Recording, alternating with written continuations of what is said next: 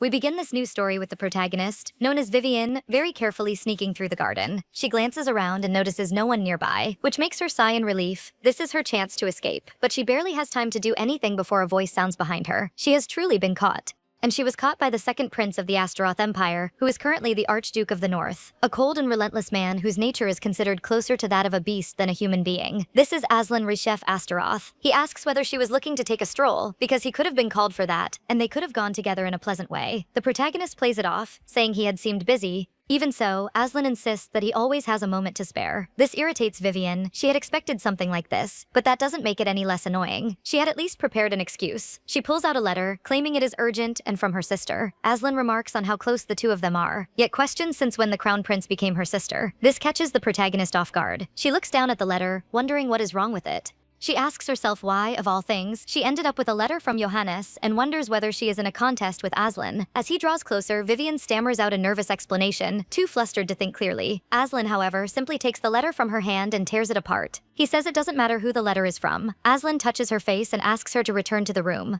With a terrifying look in his eyes, he reminds her of the promise she made to spend time with him there. Suddenly, the protagonist begins to cough. Concerned, Aslan asks if she is all right. Vivian says yes, that she is just a little cold. The prince suggests going back inside and resting. He doesn't want her to get any worse, especially with the day they become husband and wife drawing so near. He asks whether she is also looking forward to it. Well, just from the girl's expression, we already have our answer. Either way, Vivian has failed once again, and at this rate, she will never escape from there. If she traces back how she ended up in this situation, everything begins with a poorly written will. As we already know, this is yet another case where the protagonist dies in an accident and somehow ends up possessing a character from a romance novel she read in her previous life. In this story, the descendants of the hero who defeated the archdemon were cursed to transform into beasts. The male protagonist was Aslan, and as a member of the imperial family, he too was subject to the curse. A curse whose bearer, though born human, was doomed to transform into a black lion. To make things worse, his fiancée was unaware of the curse, being solely obsessed with power and good looks. This is the villainess, Vivian Eleonora, and the protagonist had the misfortune of possessing her. If things unfold as they did in the original story, Aslan will eventually grow tired of Vivian's malice and fall in love with her older half-sister, who is the true heroine. Furious, the villainess will try to get rid of her own sister, only to meet her end at Aslan's hands. By some stroke of luck, or misfortune, the protagonist at least reincarnated into the character, before the two of them had even met. For now, she intends to stay quiet until the right moment comes, at which point she will offer her best wishes to the prince and the heroine as they find love. But there was a detail that hadn't even been mentioned in the story. Vivian was slowly dying of tuberculosis. Sure, she had miraculously been given a second chance, but it was like receiving a car only to find out it had no engine. Things were a little more complicated because nobody was there for the dying woman, leaving her only her inheritance and 1 year to live. At least with that wealth, she wouldn't have to worry about anything, so she planned to spend whatever time she had left doing as she pleased. That was her plan, and so she wrote a letter that read, "If you're reading this, I will probably no longer be in this world. It is better to leave, so do not search for me or wait for my return." She then left all rights to her properties and lands to her fiancé. Vivian intended to spend the rest of her days at a luxury resort, and with that, thought everything was settled as she made her exit. The problem was that right at the start of her journey, she ran into thieves. One of the men taunts her, telling her to consider this her unlucky day. But for Vivian, this barely qualifies as a problem. The protagonist says,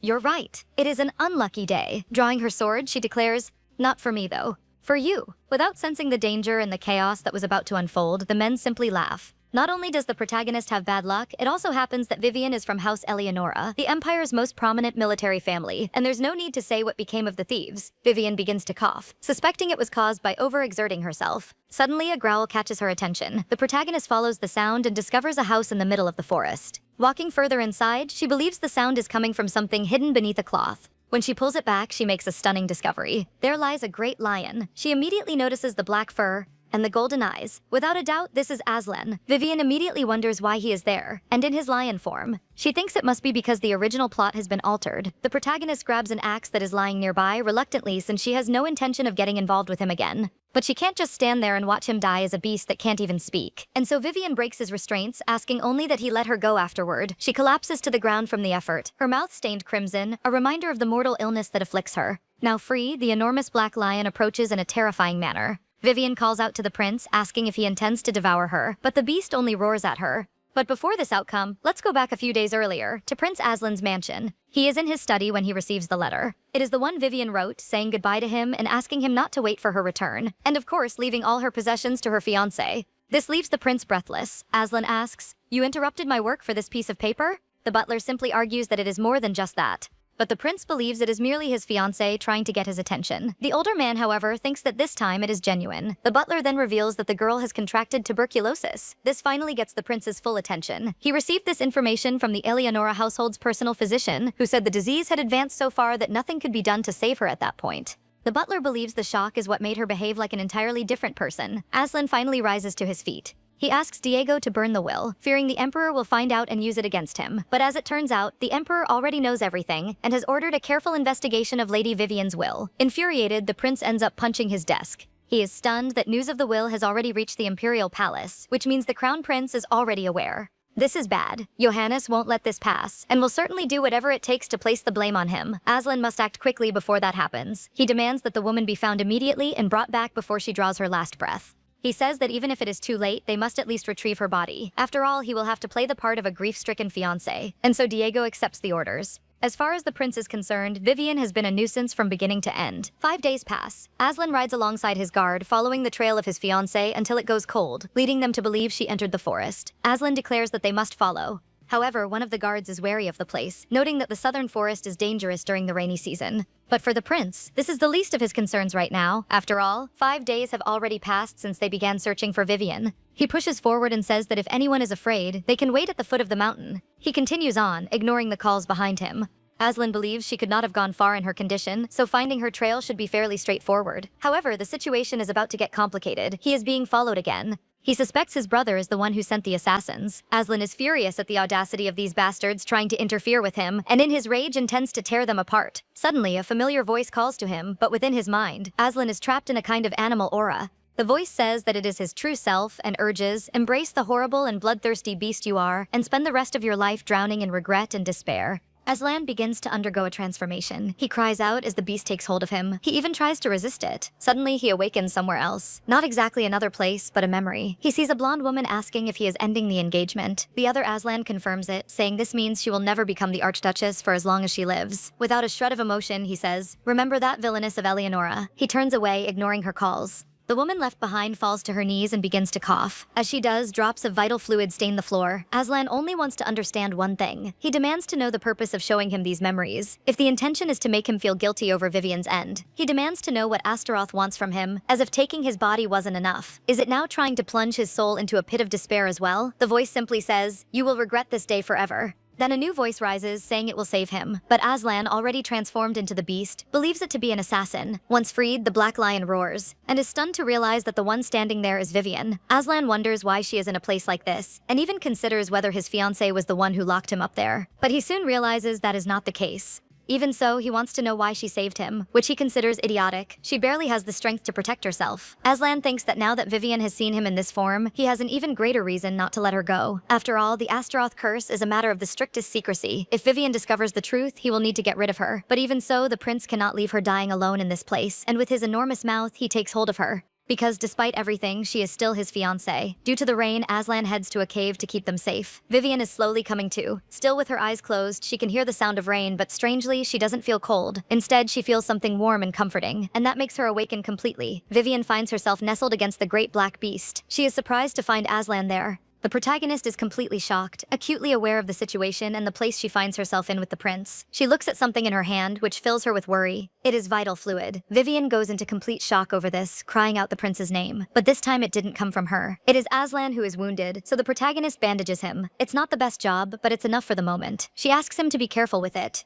Aslan looks so peaceful in his sleep. Vivian, watching him, wonders what kind of person would wound him like this, even if he is a beast, and whether the prince is used to it. And despite the wound, Aslan brought her to safety. The protagonist murmurs her thanks as she gently runs her fingers through his fur. Suddenly, the black lion opens his great golden eyes. Under that gaze, Vivian pretends she is checking for more wounds. But while doing so, she thinks that the beast looked at her as though it were a person. She tells herself it must just be her imagination. Setting those thoughts aside, she notices something on him. On the black lion's chest, there appears to be an inverted pentagram. Looking carefully, it seems quite different from what was described in the novel. Vivian tells him she is glad there are no other wounds. But with the ground trembling and rocks beginning to fall, there is something else to worry about. The protagonist stands and asks Aslan to stay there while she checks the cave. But the prince rises as well, and she asks if he wants to come along. In the end, she sees no problem with it and lets him follow her. The two walk silently through the cave. In the meantime, Vivian keeps having a strange sense of déjà vu, and after seeing that mark on the prince's chest, she now knows where she is. This is the Impression Cave, the place in the original novel where the heroine and Aslan connected for the very first time. They were trapped there together due to heavy rain and ended up spending a passionate night, resulting in crimson imprints appearing on both their chests.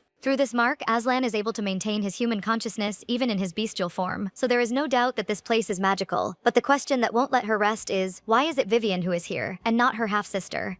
Vivian finds this all so mortifying. The protagonist thinks that if there's a landslide, both the cave and she will be lost, so she cannot afford any more complications. She is pulled from her thoughts when she hears a voice say, "According to the magical instrument, he is definitely in this cave." Vivian stays hidden and listens as they discuss plans to capture someone alive for the crown prince. The protagonist listens to all of this in stunned disbelief.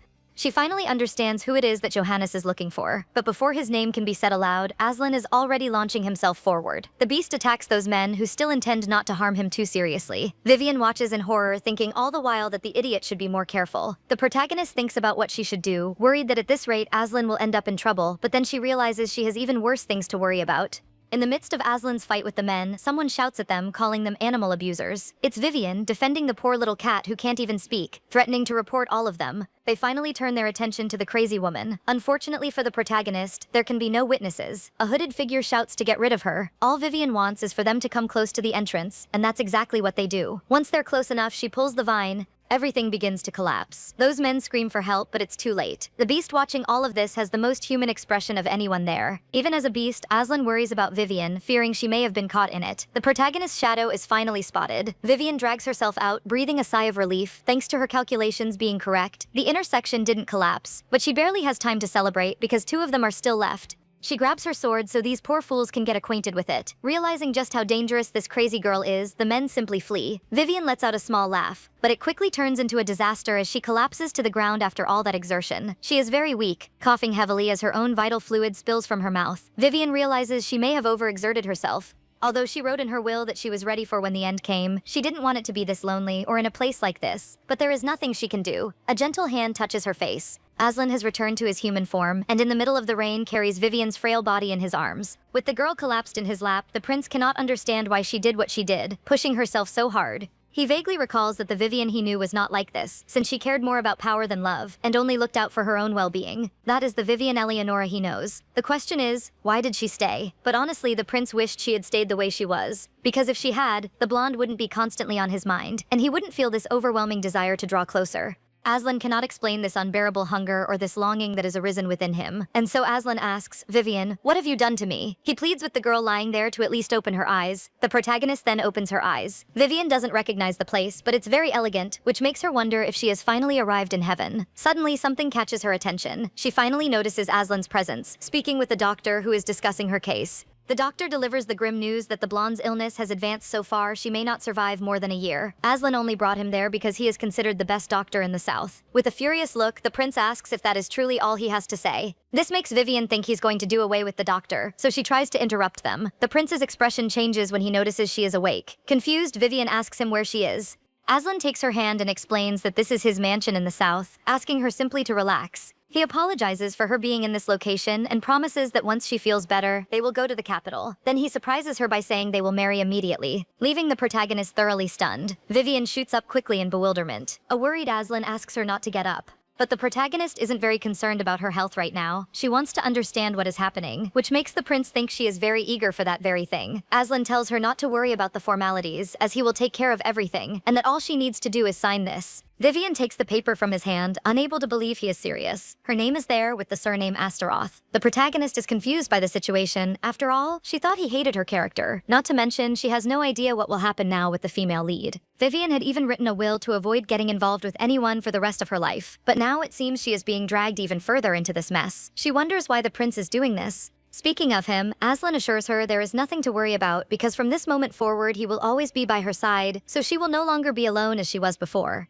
This truly catches the protagonist off guard, but she has come to understand that this is simply his way of binding her to his side through marriage, even if he doesn't care about her. There is then only one reason Aslan would go this far. She suspects he knows she is aware of the Astaroth curse. That is why the prince wants her close to keep an eye on her, and she cannot marry him. Vivian asks him why he is doing this. She makes it clear that she doesn't have much time left to live. She reminds him that their engagement was nothing more than a political arrangement, and says that it has become pointless for both of them. Vivian asks to be allowed to spend her remaining days alone. With a frightening aura, Aslan asks why she is saying such things. He assures her she will not die, declaring that he will do whatever it takes to save her. Aslan tells her not to let anyone fill her head with nonsense, and that is terrifying. Someone appears to interrupt them, reminding His Highness that it is time to begin fulfilling his duties. It is already quite late, and Aslan hadn't even noticed. He bids the girl farewell, saying they will continue this conversation the next day. He touches Vivian's face, and she cannot hide how frightened she is. Aslan steps back, sensing that he may have cornered her, and so he leaves, leaving Vivian behind in confusion. The prince exits the room with his head hung low. His state worries the butler, but Aslan tries to act tough, making it clear that there is no reason for him not to be fine.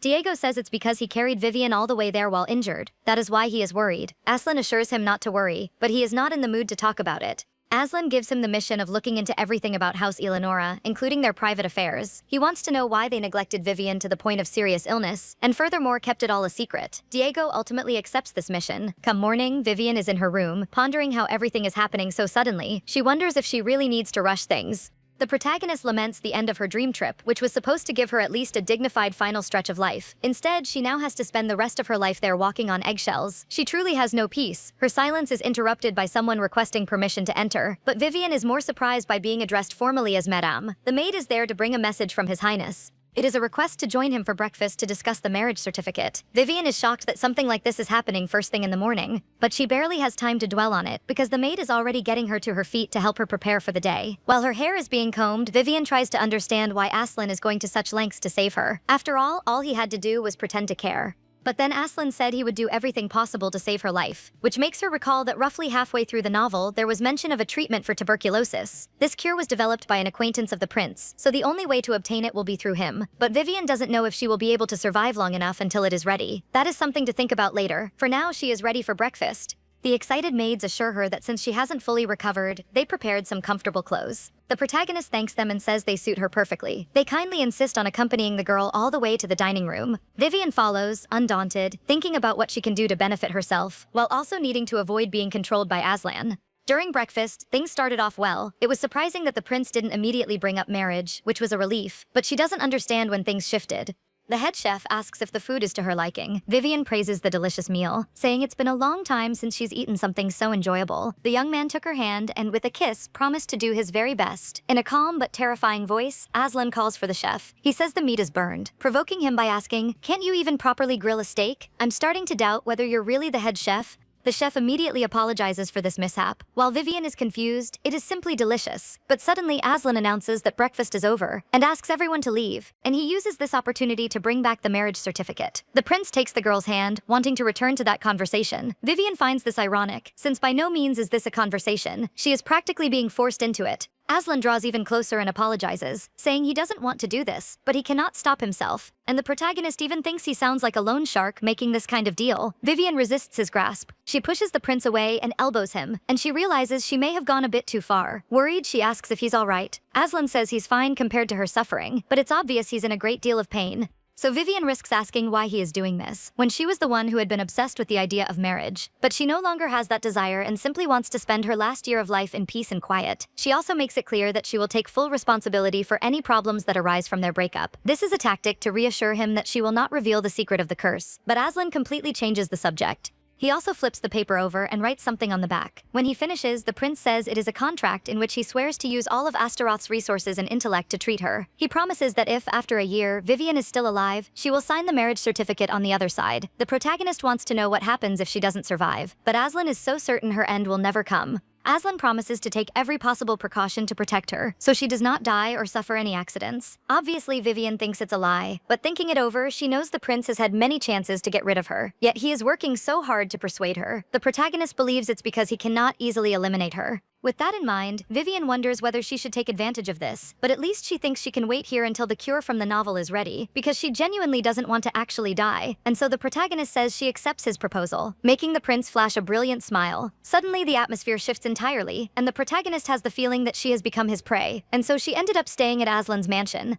While sorting through her luggage, the protagonist thinks she must not trust the young man. It is still too early and too difficult to know what he is thinking. So she fears that for some reason she might offend him and he could change his mind. Being no fool, she prepares an emergency bag in case she needs to escape. Suddenly, Aslan appears in her room, giving her quite a scare. Even somewhat frightened, Vivian says she thought they had finished talking. The prince simply says he called for her and got no answer. With that frightening aura of his, Aslan asks why the room is such a mess, as if she were practically preparing to flee. She was caught, but she needs to keep calm. For now it seems like an innocent question, so she just needs to be good at getting herself out of this. She comes up with the excuse that she is only looking for some clothes to go outside and get a little fresh air, but she doesn't have many options that fit her right now. She explains that given how her body has changed, dressing as she used to is no longer possible. Aslan falls completely silent, making her think it may have worked. The prince covers his face with his hand as if to keep from looking at her, and asks if she is having such foolish thoughts, saying it doesn't matter to him whether she's all dressed up, because it makes no difference. With some difficulty, he manages to say very quietly that in his opinion the girl is always beautiful. Before the protagonist can question what he said, Diego appears. Aslan asks him to cancel all his plans, announcing that he will go to the city with Vivian. The protagonist is completely stunned by these words. Vivian tries to get out of it, but Aslan is convinced, arguing that she is a patient and cannot take risks. The prince declares that for one day he will be her bodyguard. This is the worst thing the protagonist could have heard. Her plan has completely failed. Without much choice, she accepts, and the two of them go to the city. The moment they arrive, Vivian is completely enchanted by the place. It had been so long since she had gone for a walk like this. But thinking about it, she really never had the chance to live freely. First confined at home, and when she finally managed to escape, she only stumbled from one mess into another. Aslan is at her side in disguise, asking her to be careful because there are many people around. The protagonist confirms this to keep him calm. They spend some time walking through the fair. At one stall, Vivian spots some stones that catch her eye. The vendor asks if she would like a magic stone. Quickly, to her surprise, Aslan says they will take all of them, but Vivian says she doesn't have the mana to use all of that. The prince, eager to spend money on her, even says she can use the stones as souvenirs. Vivian says those are for people who use magic like him, and that there is something more fitting for herself. And obviously it's swords. Honoring House Eleonora, the protagonist picks one up, making the vendor very excited, surely already counting his earnings. He says it was very impressive, but Vivian can only focus on Aslan. Vivian wants to impress him. After all, she is a daughter of House Eleonora, a prestigious military family, and this is her way of saying she will not let him take advantage of her. The girl wants to appear quite intimidating, but when she moves the sword with full confidence and skill, Aslan is actually enchanted. She looks brilliant, exactly as she did before. They are interrupted by a scream. Someone is calling for help, saying they've been robbed. Vivian is torn. While she wants to do something, she is currently in disguise. And besides, she recalls that meddling in other people's affairs hasn't worked out very well for her in the past. Better to let the city guard handle it. But the voice says, he stole my mother's keepsake. Immediately the protagonist moves, ignoring her fiancé's calls. The woman confronts the thief, saying she saw him steal, even as he denies it. He even raises his hand to strike her. But at that moment, Vivian grabs his hand and demands to know what is going on. The protagonist has no time for beating around the bush. She demands he return it, criticizing him for stealing something as precious as a mother's keepsake. He still pretends he doesn't know what she's talking about. Enraged, the man lunges at her. Vivian is perfectly capable of defending herself and finds him pathetic. She even considers letting him land a hit, out of pity. But something startles her. And well it should, because Aslan is absolutely terrifying. Aslan says, how dare you raise your hand against her? Even I treat her with the utmost respect. Do you think you can touch her with your filthy hands? The rest of that is history. But that man got his punishment. Vivian returns the stolen item. The woman is extremely grateful, saying it is very important to her. She explains that with it, she will be able to prove to her father that she is his biological daughter, and asks the name of her savior. And of course, once everything is sorted out, the guards decide to show up. Vivian simply drags Aslan away, leaving the three of them behind, stunned. Even after their departure, the girl remains hopeful that she will see her again someday. Meanwhile, the two of them run away. They only stop when Aslan calls her name. Immediately, Vivian releases his hand and apologizes for grabbing it without thinking. But that is not what Aslan is concerned about. He is bothered that she called him by his first name instead of using Your Highness. He tightens his grip on her hand and asks if she can keep calling him that. Vivian turns quite red at the request. The protagonist says his full name, but that's not what he wants. She asks if he wants her to just say Aslan.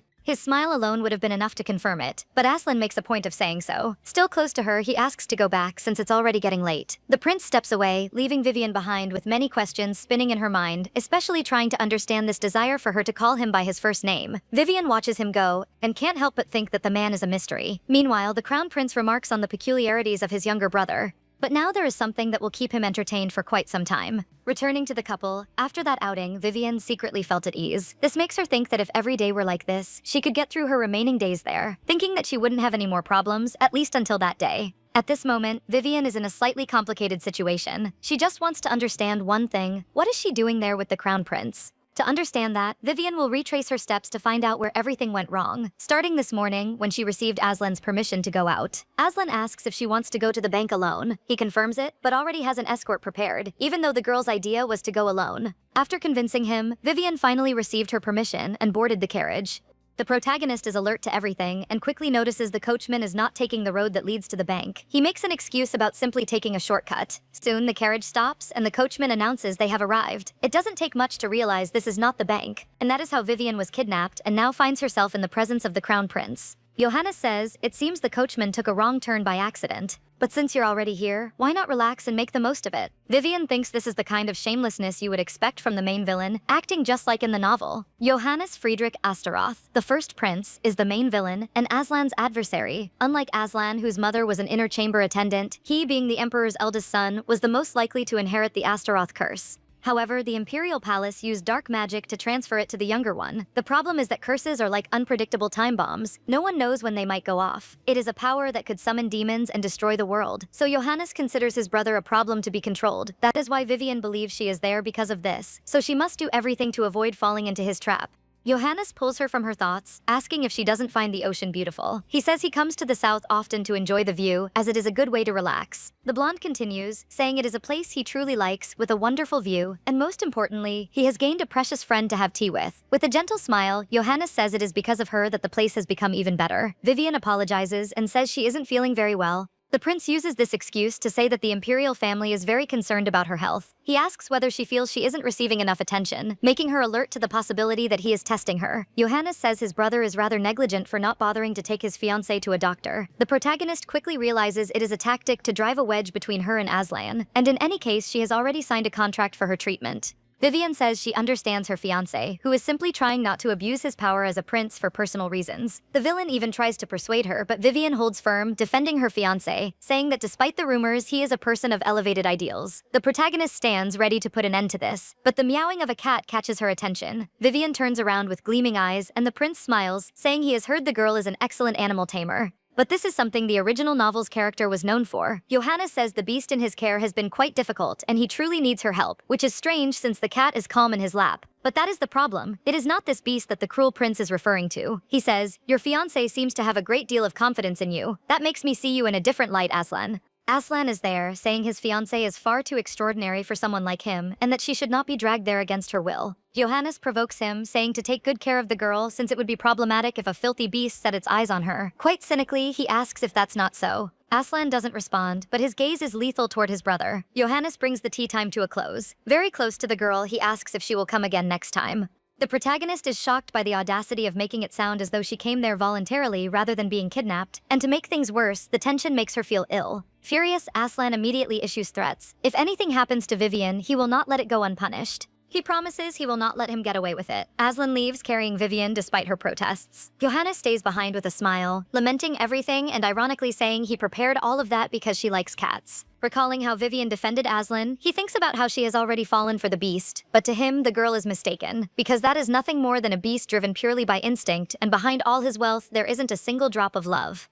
And of course, the prince looks forward to seeing when she finally realizes the truth. He wouldn't miss that for the world. They are back at the mansion. As expected, Vivian is in very poor shape. Her condition worsened due to the exertion. Of course, Aslan blames himself for this and decrees that he will not let her go out alone again. The prince knew something was off when Johannes decided to visit the south for a brief look, but what he never imagined was that Vivian would have his undivided attention. He was consumed with rage when he saw them together, wanting to pit the two of them as enemies. In that moment, seeing them, he briefly considered eliminating everyone to get her back, ensuring the blonde would never see the light of day again as punishment for deceiving him. But then Vivian came to his defense, saying the rumors are false and that the man ultimately has noble and elevated ideals. The girl trusted in him, something he can't even believe she said. Aslan is a filthy beast who says cruel things, like when he declared she would never become an archduchess. He calls her name, then asks Vivian if she doesn't hate him. Before hearing the answer, Aslan simply asks her to forget it. But the protagonist doesn't do that, and is clear in saying she does not hate him. This makes Aslan want to know why. She finds him boring and frightening and obviously won't tell him that to his face. Vivian remains firm in what she said. However, she cannot go further, as she immediately begins to cough. The doctor interrupts the conversation to say that Vivian needs to rest. Aslan leaves the room, thinking about how his fiancée does not hate him,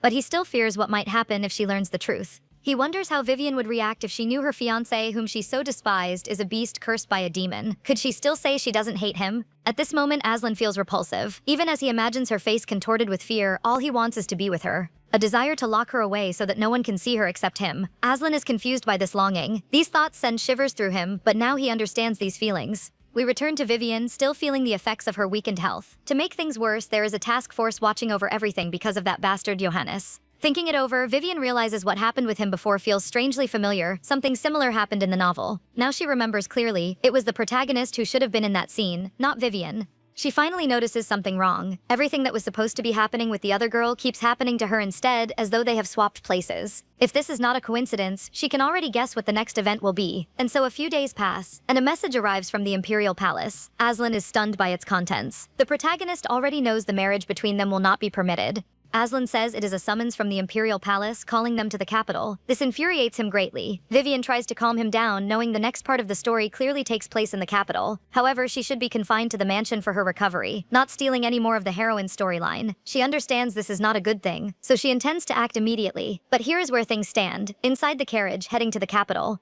No matter how the original novel goes, when the Emperor summons you, you go. Vivian breaks the journey's silence, asking if they will go directly to the Imperial Palace, but the prince's plan is to go to Blackford first. That surprises her, since it is Aslan's domain in his northern territory. She simply says she has never been there. Aslan looks at her hopefully, asking if she would like him to show her the place. It doesn't take long before they arrive. Vivian is amazed at how enormous the place is. She remarks that the southern country house was already impressive, but this place is spectacular and far more luxurious. Aslan tells her to get used to it, then surprises her by showing her room. Vivian looks and says something is missing, which confuses him. Then she points out that the wall of her room has disappeared.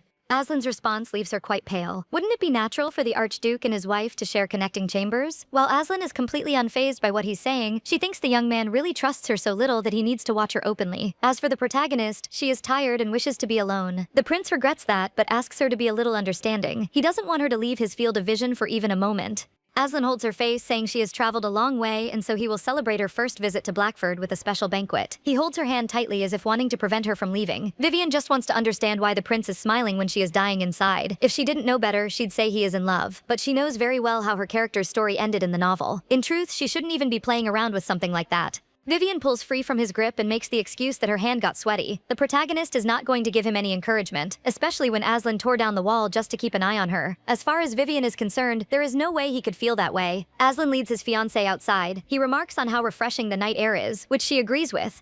Deep down, Vivian thinks, first they had dinner together, and now she's been dragged on a walk. All she wants is a little time to herself. On top of that, she has noticed the prince seems to have become more affectionate lately. Aslan interrupts her thoughts by asking what she thinks of Blackford. Vivian is still amazed at the sheer size of the place and also compliments the attendants for being kind, which made the visit pleasant. And here we steer away from the cliché of jealous servants always trying to drive away their master's partner, as if their lord were an innocent child. She comments on the servants keeping their distance from her. Although she has tuberculosis, in this world it isn't contagious. Suddenly, Vivian feels the tension in the air, thinking she perhaps shouldn't have said something like that. To break the mood, she says everything is fine, but Aslan disagrees. Aslan says that any form of disobedience directed at her is as if it were directed at himself. After all, he is the second prince and Vivian will be his wife. He says that even with the Imperial Palace in his way, he will not stop protecting her. This is not at all what the protagonist expected. She never imagined he would become so involved in this arrangement. Looking around, she notices some maids nearby. They were close by, which is why the prince reacted that way when she mentioned those things. But Vivian wants to be fair. After all, she was the one who left a will and disappeared. So she can imagine the political mess the young man is facing, and that makes her feel guilty.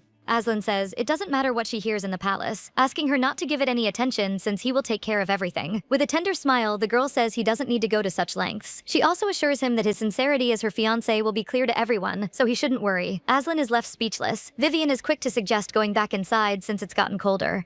The prince simply thinks about how she interpreted his sincerity as merely going to such lengths. He thinks that because of the pain he caused her, it comes as no surprise that it is still too early to win the girl's heart. The two of them head back inside. Vivian is alone in the large bed, but not alone in the room since Aslan is just beyond the curtain. It was the prince himself who suggested it, saying that if she didn't like the connected rooms, she should consider this a reasonable compromise. Now, thinking about the meeting with the emperor just days away, she hopes nothing goes wrong. The night's silence is broken by sounds. Vivian is immediately on alert. She wants to know what those noises are coming from the other side of the curtain. Sitting up in bed, she calls for Aslan. Getting no response, she ventures to go check. When she pulls back the curtain, she is surprised by the scene. Aslan is lying in bed, completely drenched in sweat, one hand gripping his chest tightly, his face contorted in pain. Vivian goes to him, worried, wanting to know if he is in pain. Still getting no response, she wonders if it's because they are in the Empire's capital. Minerva is said to be a sacred place where a hero once defeated the demon Astaroth long ago. So she thinks perhaps the demonic force within Aslan is reacting to the divine power here and hurting him in the process. Still getting no response, Vivian decides he seems stable enough and tells him to stay there while she calls the doctor. But before she can leave, Aslan grabs her and asks her not to go. The prince explains that it has simply been a long time since he's been in the capital, assuring her he will feel better after a few days. He asks one more time for her to stay, especially since he is feeling a bit dizzy.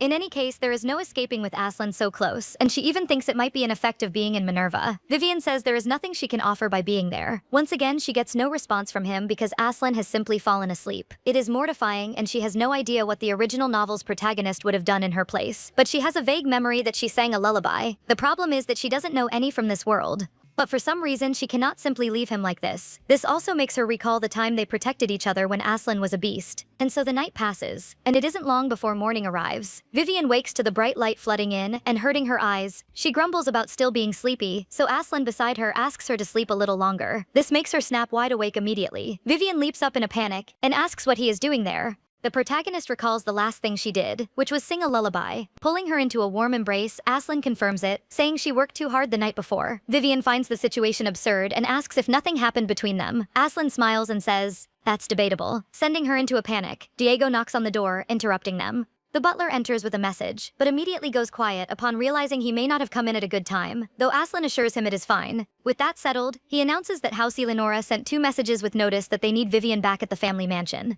Obviously, Aslan is not pleased to learn that his fiancée is being fetched away like this, without anyone having spoken to him personally. Diego explains that the Duke wants his daughter back home because her half-sister has arrived. Vivian is stunned because Iris is the original heroine of the novel. Receiving that news was like a punch to the stomach. She doesn't even know how to react. Aslan, for his part, orders them expelled since Vivian severed ties with her family long ago. Diego even tries to intervene, saying they are acting on their own authority. But the prince doesn't want to have to repeat himself and orders that if they refuse to leave, they are to be eliminated. With that, Vivian finally responds. The girl thanks him for the defense, but says she wishes to see her sister, which Aslan finds strange since they only share half their blood.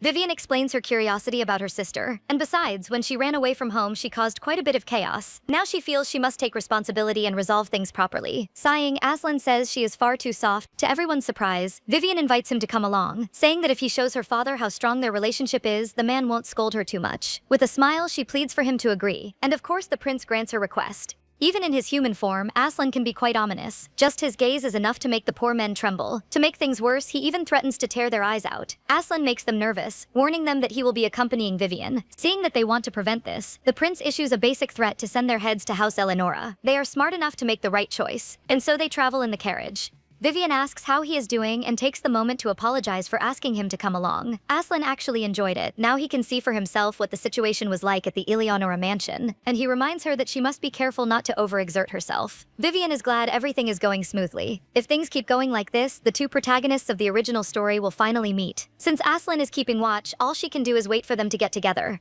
And she needs to survive long enough for the tuberculosis cure to be developed. For that, she needs to redirect Aslan's attention elsewhere, and involving Iris in that is the right move. In the novel, Iris was so kind-hearted that she pitied the villainess until the very end, so all she needs is to bring Iris completely to her side. Vivian has already imagined how everything could unfold, with the Archduke knowing she knows his secret and trying to eliminate her for it. Her half-sister would defend her, saying that thanks to her, they had met, and that she would not go around revealing the secret of the curse. And so Aslan would gently listen to Iris. Vivian would be cured and free from the prince. It is a perfect plan. She just needs to make it work. Adorably, Aslan watches her and asks what she is thinking so hard about. Meanwhile, at the Eleonora mansion, the banquet is served. The Duke asks the girl in front of him if the food is good. Iris, his eldest daughter, says yes, which makes him curious about why she isn't eating. She only wonders whether she deserves to be there. He dismisses it as nonsense, saying he is her father and is welcoming her with open arms. Iris says she is happy to be there, but is afraid, since being an illegitimate daughter may bring dishonor. Her mother was one of his attendants, but the Duke loved her with all his heart and still regrets not being able to stay by her side until the end.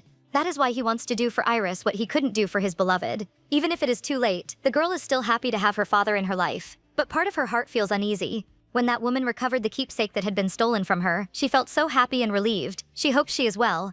Iris is surprised when her father warns her that Vivian is arriving. She jumps up in agitation over not having prepared herself and decides to eat quickly so she can get ready. Suddenly, her father calls out sharply, saying he already warned her that her sister is just as crafty and treacherous as her late mother. He cautions that there is no telling what harm she might cause, so she must be careful. With all her kindness, Iris doesn't want to think ill of her younger sister and wants to draw her own conclusions. The Duke takes note of his daughter's golden heart, wishing Aslan could see what a perfect bride she is. Iris is surprised, showing which parent Vivian takes after. The father then says he will make her the wife of the second prince before long. But Iris is puzzled by this desire, since she is the fiancée of her sister. Before she can draw her own conclusions, someone interrupts them. The old man is quite rude to his butler, making it clear he is eating. But after the butler begs forgiveness, he explains the reason for the urgency. Vivian is here, but the Duke doesn't care. The surprise, however, is that she has come with the prince. The Duke is utterly perplexed by this news. This infuriates the old man. He cannot believe the prince would come all this way because of her, but thinking about it, this could work in his favor. He summons his daughter. With a smile, he announces the good news that the engagement can be arranged sooner than he thought, and calls her to meet his highness. Meanwhile, the servants politely receive the prince and the lady. Vivian, for her part, is surprised. She never expected to receive this kind of welcome at the Eleonora mansion, and wonders if this is the power of authority at work. Aslan, for his part, is irritated, complaining that everyone was well aware of his fiancée's arrival and yet they rushed to greet them at precisely that moment, calling it insolence. The protagonist goes straight to the point, asking about her sister. She is told Iris is dining with her father and asked to understand that they cannot receive both of them at the moment. Once again, Aslan doesn't let this pass, complaining that they called a sick woman to make her wait. He says Vivian is exhausted from the journey. They are interrupted when Iris recognizes her rescuer there. The girl runs toward her completely overjoyed. Vivian is surprised, but standing before the true protagonist of that story, she has no idea why she is so full of joy or what she is talking about. She doesn't understand why she is being called a savior. Iris recounts how they met in the south, and when she remembers, Vivian is even more surprised. The older sister says she is glad to see her and hadn't expected to find her there. At this moment, the Duke appears. The man simply greets the prince and introduces his eldest daughter. Vivian also proceeds with her plans, introducing the Archduke to her sister and reminding her that it was he who chased away the thief that day. But all that impresses Iris is that Vivian called her by her first name.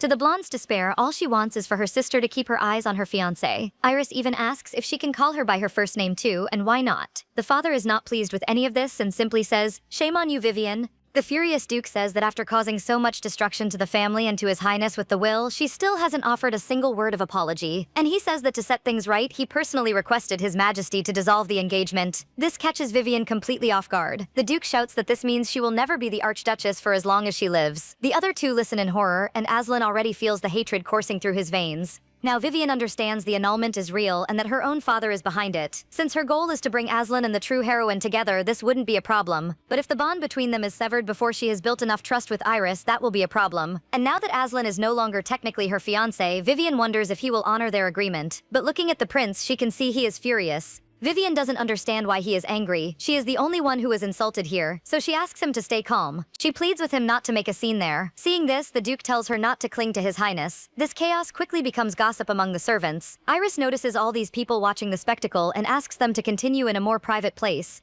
The Duke tells her to be quiet and addresses the prince, apologizing for being caught off guard by the sudden news of the annulment. But that is when he begins his plan to propose a more suitable bride. He points to his elegant daughter Iris as the right person to marry. He even asks poor Henry if they don't make a lovely couple. Aslan stares at Iris, who is completely nervous. The prince sighs and says, "Pathetic," leaving the Duke confused and Vivian scolding him. But Aslan doesn't back down, saying he called these desperate attempts to isolate Vivian pathetic. The Duke tries to defend himself, but this time Iris speaks up, taking the prince's side. She knows it is wrong and doesn't want to bring shame upon herself by stealing her sister's fiancé. This provokes the old man's rage. The Duke stares at her and asks if she would defy a royal decree and her father's orders. Iris does not back down. With all his fury, he raises his hand to strike her. Iris closes her eyes, bracing for the impact, but it never comes. Aslan watches the scene in shock. Nothing happened to Iris because Vivian threw herself in front of her and took the slap. The protagonist opens her eyes after receiving the impact, and even so, she stands firm. She will not allow this man to touch her sister, making the Duke even more furious and fueling the gossip among the servants. Vivian says they have simply not yet had a chance to process the sudden news of the broken engagement, and says the same applies to Iris. The protagonist warns that they will soon be meeting with His Majesty to hear a full explanation and politely asks the man to wait until then. She makes it clear that the marriage may have been a family arrangement, but it was also a promise between His Highness and herself. This draws a satisfied smile from the prince. Vivian closes the matter there, exhausted, and says she will only stay for one night. She then leaves, with her own father calling her reckless. As for the slap she received, it is nothing she couldn't handle. She just hadn't expected her dramatic performance to make Iris stand by her side. But it was worth it. Her efforts paid off. Iris follows her, asking if she's alright after getting into trouble again for her sake. She even offers to tend to her wound, though the blonde turns it down. Meanwhile, Aslan stays behind to face his father-in-law. The old man immediately begins apologizing for what happened to his daughter earlier, but Aslan is there to discuss something else. With a smile, he says he would like to learn more about the engagement with Iris. This immediately excites the Duke, who asks Anna to take His Highness to the sitting room, but Aslan quickly declines. This time he wants to choose the location.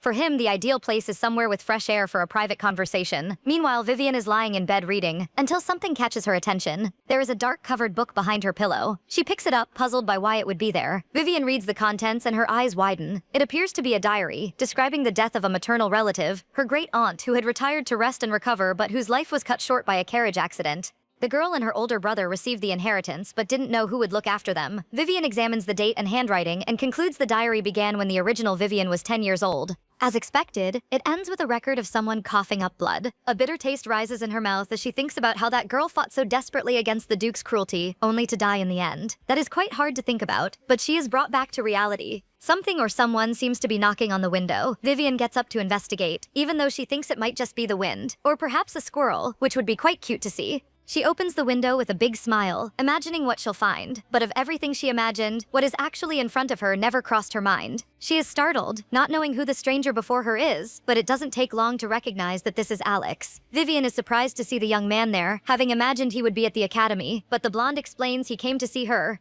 The protagonist asks why he climbed in through the window since it gave her a fright, but he had no choice. Alex explains that if he had come through the front door, he would have been surrounded by servants and dragged to their father. He wanted to see his sister first. He quickly moves past that topic to something more pressing. Almost intimidating her, the blonde asks if there's nothing she wants to say. Vivian tries to come up with something, asking if it's about him being genuinely skilled at climbing walls, which he denies. Alex wants her to be honest about why she didn't tell him about the tuberculosis. The girl hangs her head in shame. He found out through the will and was none too pleased to learn of the illness from someone else. Vivian says she had intended to write to him. In truth, the protagonist was so overwhelmed by the entire situation of possession that she hadn't thought of her brother at all. Alex says she knows the reason he went to study abroad. It was to become strong enough to protect her from their father. The thought alone of her disappearing like that ignites a rage in him. Vivian is moved seeing his reaction. Then with determination, Alex announces he will not return to the academy. This terrifies his sister, since he is so close to graduating. But Alex doesn't care. His sister is terminally ill, and it's by her side that he wants to be. Vivian asks him not to be ridiculous and to go back to the academy, questioning how he simply left in the middle of the semester without a word. Alex assures her he found a way, though it's obvious he left without telling anyone. She apologizes for worrying him, but assures him she is perfectly fine. Vivian tells him it's not as bad as he thinks, trying to persuade him to return to the academy. However, the only thing the blonde can pay attention to is the red mark on her face. The protagonist then tells him everything that happened. Alex is furious at this cowardice. He finally asks if she really let herself get slapped, but Vivian has that confident way of saying she would never let her father defeat her. The blonde asks her to be careful, saying he has a feeling the broken engagement is not the end of this. Vivian tells him not to worry, aware that Aslan is not going to accept it peacefully. The blonde is surprised to hear that the second prince is there. With a smile, Vivian confirms it. She also says that the man doesn't like her very much. The empress, who is trying to make Johannes emperor, has always seen Aslan as a threat, and she was chosen as a fiancé for that very reason. Because being engaged to a woman chosen by the Empress must have been insulting enough, and now with it cancelled, she knows he will in no way take this lying down. Not to mention he must be furious at this imperial order. Alex asks if His Highness is on the right side. Vivian confirms it, even knowing the prince is watching her because of the curse. Like a good protective older brother, Alex says to let him know if anyone gives her trouble. Even if it's His Highness, he guarantees he won't let her be left frustrated. He supposes he could help her escape, and then take her place in disguise, marrying Aslan. The protagonist laughs, imagining the scene. She laughs so hard it has been years since she laughed like that. Changing the subject, Vivian asks if he will spend the night there, but apparently the brother's plan was to leave after seeing her. But he can't ignore what's on Vivian's face. So Alex intends to have a conversation with their father. Worried, the girl asks if he's planning a fight. Alex asks whether she'd like that, which she quickly denies. The two go looking for their father, and are told the Duke went out with the prince. They are surprised given that the sun has already set, but Vivian immediately recalls Aslan saying he needed to take care of something. She wonders if the young man has something in common with her father. Meanwhile, the Duke and the prince are outside talking. The older man asks him to look upon Iris kindly. Despite understanding his intention, Aslan asks about Vivian, making the other man think he cannot let go of her. The Duke's plan is to marry his other daughter to Lord Nicholas. Aslan's eyes widen because he is the lord of the Margrave of the Borderlands, who must be over 50 years old. The Duke doesn't care in the slightest, saying that His Majesty was very concerned about such a loyal servant to the Empire being widowed. He even has the nerve to say his daughter can dedicate what little time she has left to a meaningful purpose, and that she should consider it a great honor. Aslan thinks about how the man considers himself noble for this, even knowing full well what happened to the women who married the Margrave. And so he feels there is no need to listen to any more of this. The prince says they are about to become family, so they should have an open and honest conversation. The Duke agrees, having sent all the attendants away for this reason. With a smile, Aslan is about to share a secret. Despite saying he is honored, the mustachioed man is scared out of his wits. Without another word, Aslan grabs him by the throat, ignoring his pleas, but this time the old man is lucky. Few people get the opportunity to see this side of him, the dark side of the demon Astaroth.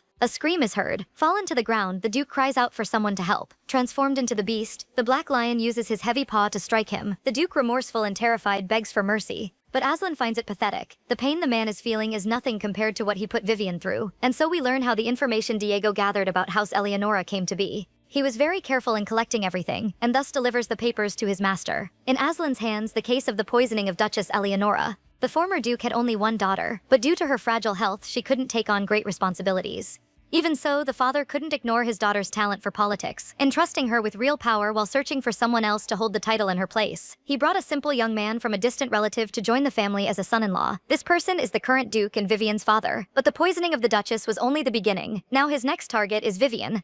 The physical and mental abuse from the Duke, the public defamation, the theft of her inheritance, and the neglect. All of this bitterness seeps from the beast's mouth, having avenged his beloved for all this time. After reading that report, Aslan understood all of Vivian's actions. Her desperation to preserve the engagement, and her decision to become a villainess. But the prince is merciful, and will give this cursed man one chance to redeem himself. Pressing his paw down on the Duke's hand, Aslan demands that he immediately go to the Emperor and request the cancellation of the marriage annulment. With a bloodstone in hand, he says, "Unless you want the nightmare you just witnessed to become reality." The Duke is astonished to still be alive, and Aslan reminds him he has been given a second chance. He explains that what happened was merely an illusion he created with the magic stone. Aslan makes it absolutely clear that none of it was a lie.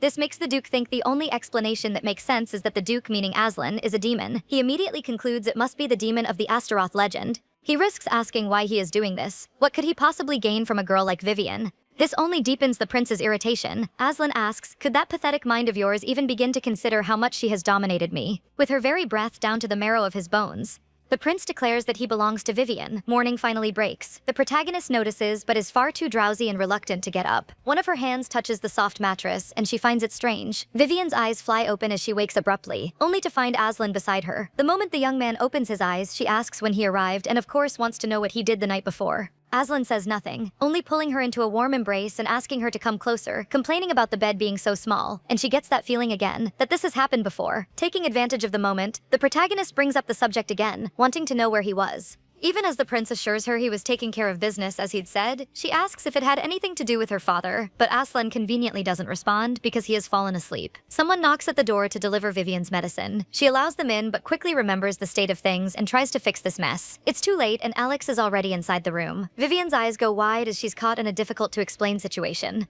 Alex turns pale and drops the tray. After that mortifying morning, they meet and apologize for what happened. Aslan assures him it is fine. After all, the blonde couldn't have known he would find him in his sister's room. Alex smiles, thanking him for his understanding, and introduces himself properly. The only thing the prince is thinking is that after all that time away, the blonde has now decided to act like a brother to Vivian. Alex, for his part, has his own criticisms, thinking that after ignoring her for so long, the man before him has suddenly decided to play the role of the concerned fiancé. But the two of them seem to accept each other, even if only superficially. Vivian breaks the tense atmosphere to remind them she is also there. Aslan announces they will be staying a few more days since Vivian seems to have a lot to talk about with Alex.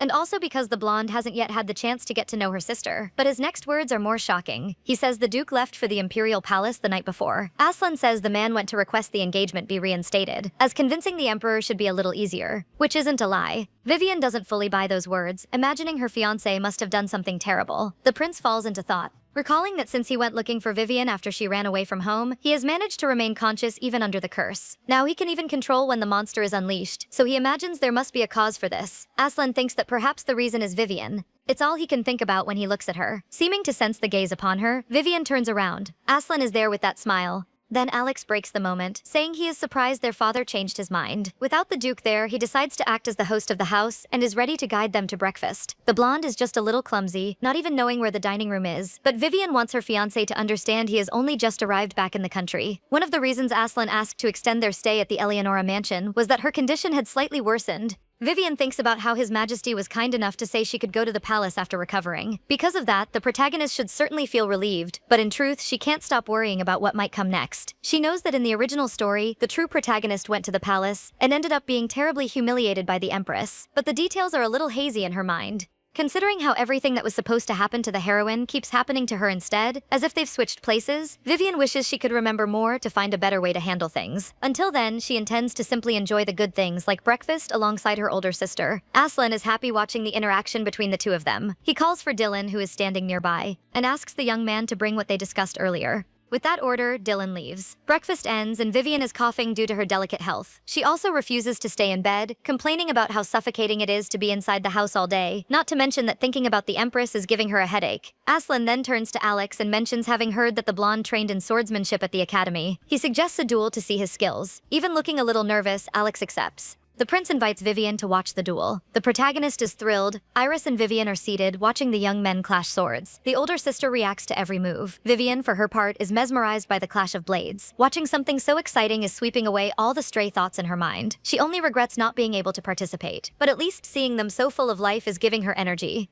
Looking more carefully at those sparks, it seems they are putting in a little too much energy. Meanwhile, Aslan tells the young man his strikes are not bad at all. Alex brags that he is the top of his class at the academy. The prince says, "I imagine that's why it took you so long to come back." Alex retorts that it is the bare minimum for someone in his position. Iris is excited. Even though she knew her family was a noble house of great swordsmen, seeing it with her own eyes is breathtaking. Her comment displeases Vivian, who realizes her sister still has no interest in Aslan. Iris says she is jealous of them for not having the motor coordination to do such things. All she has been doing is staying in her room and reading. Vivian says that if she keeps reading and learns magic, she will be able to fight. She stops speaking when something catches her attention. She remembers from the original story that the place where the original protagonist encountered the Empress and was humiliated. It all happened because a bookcase collapsed due to faulty construction and nearly crushed the Empress, who then blamed Iris, who happened to be nearby. This sets her mind working.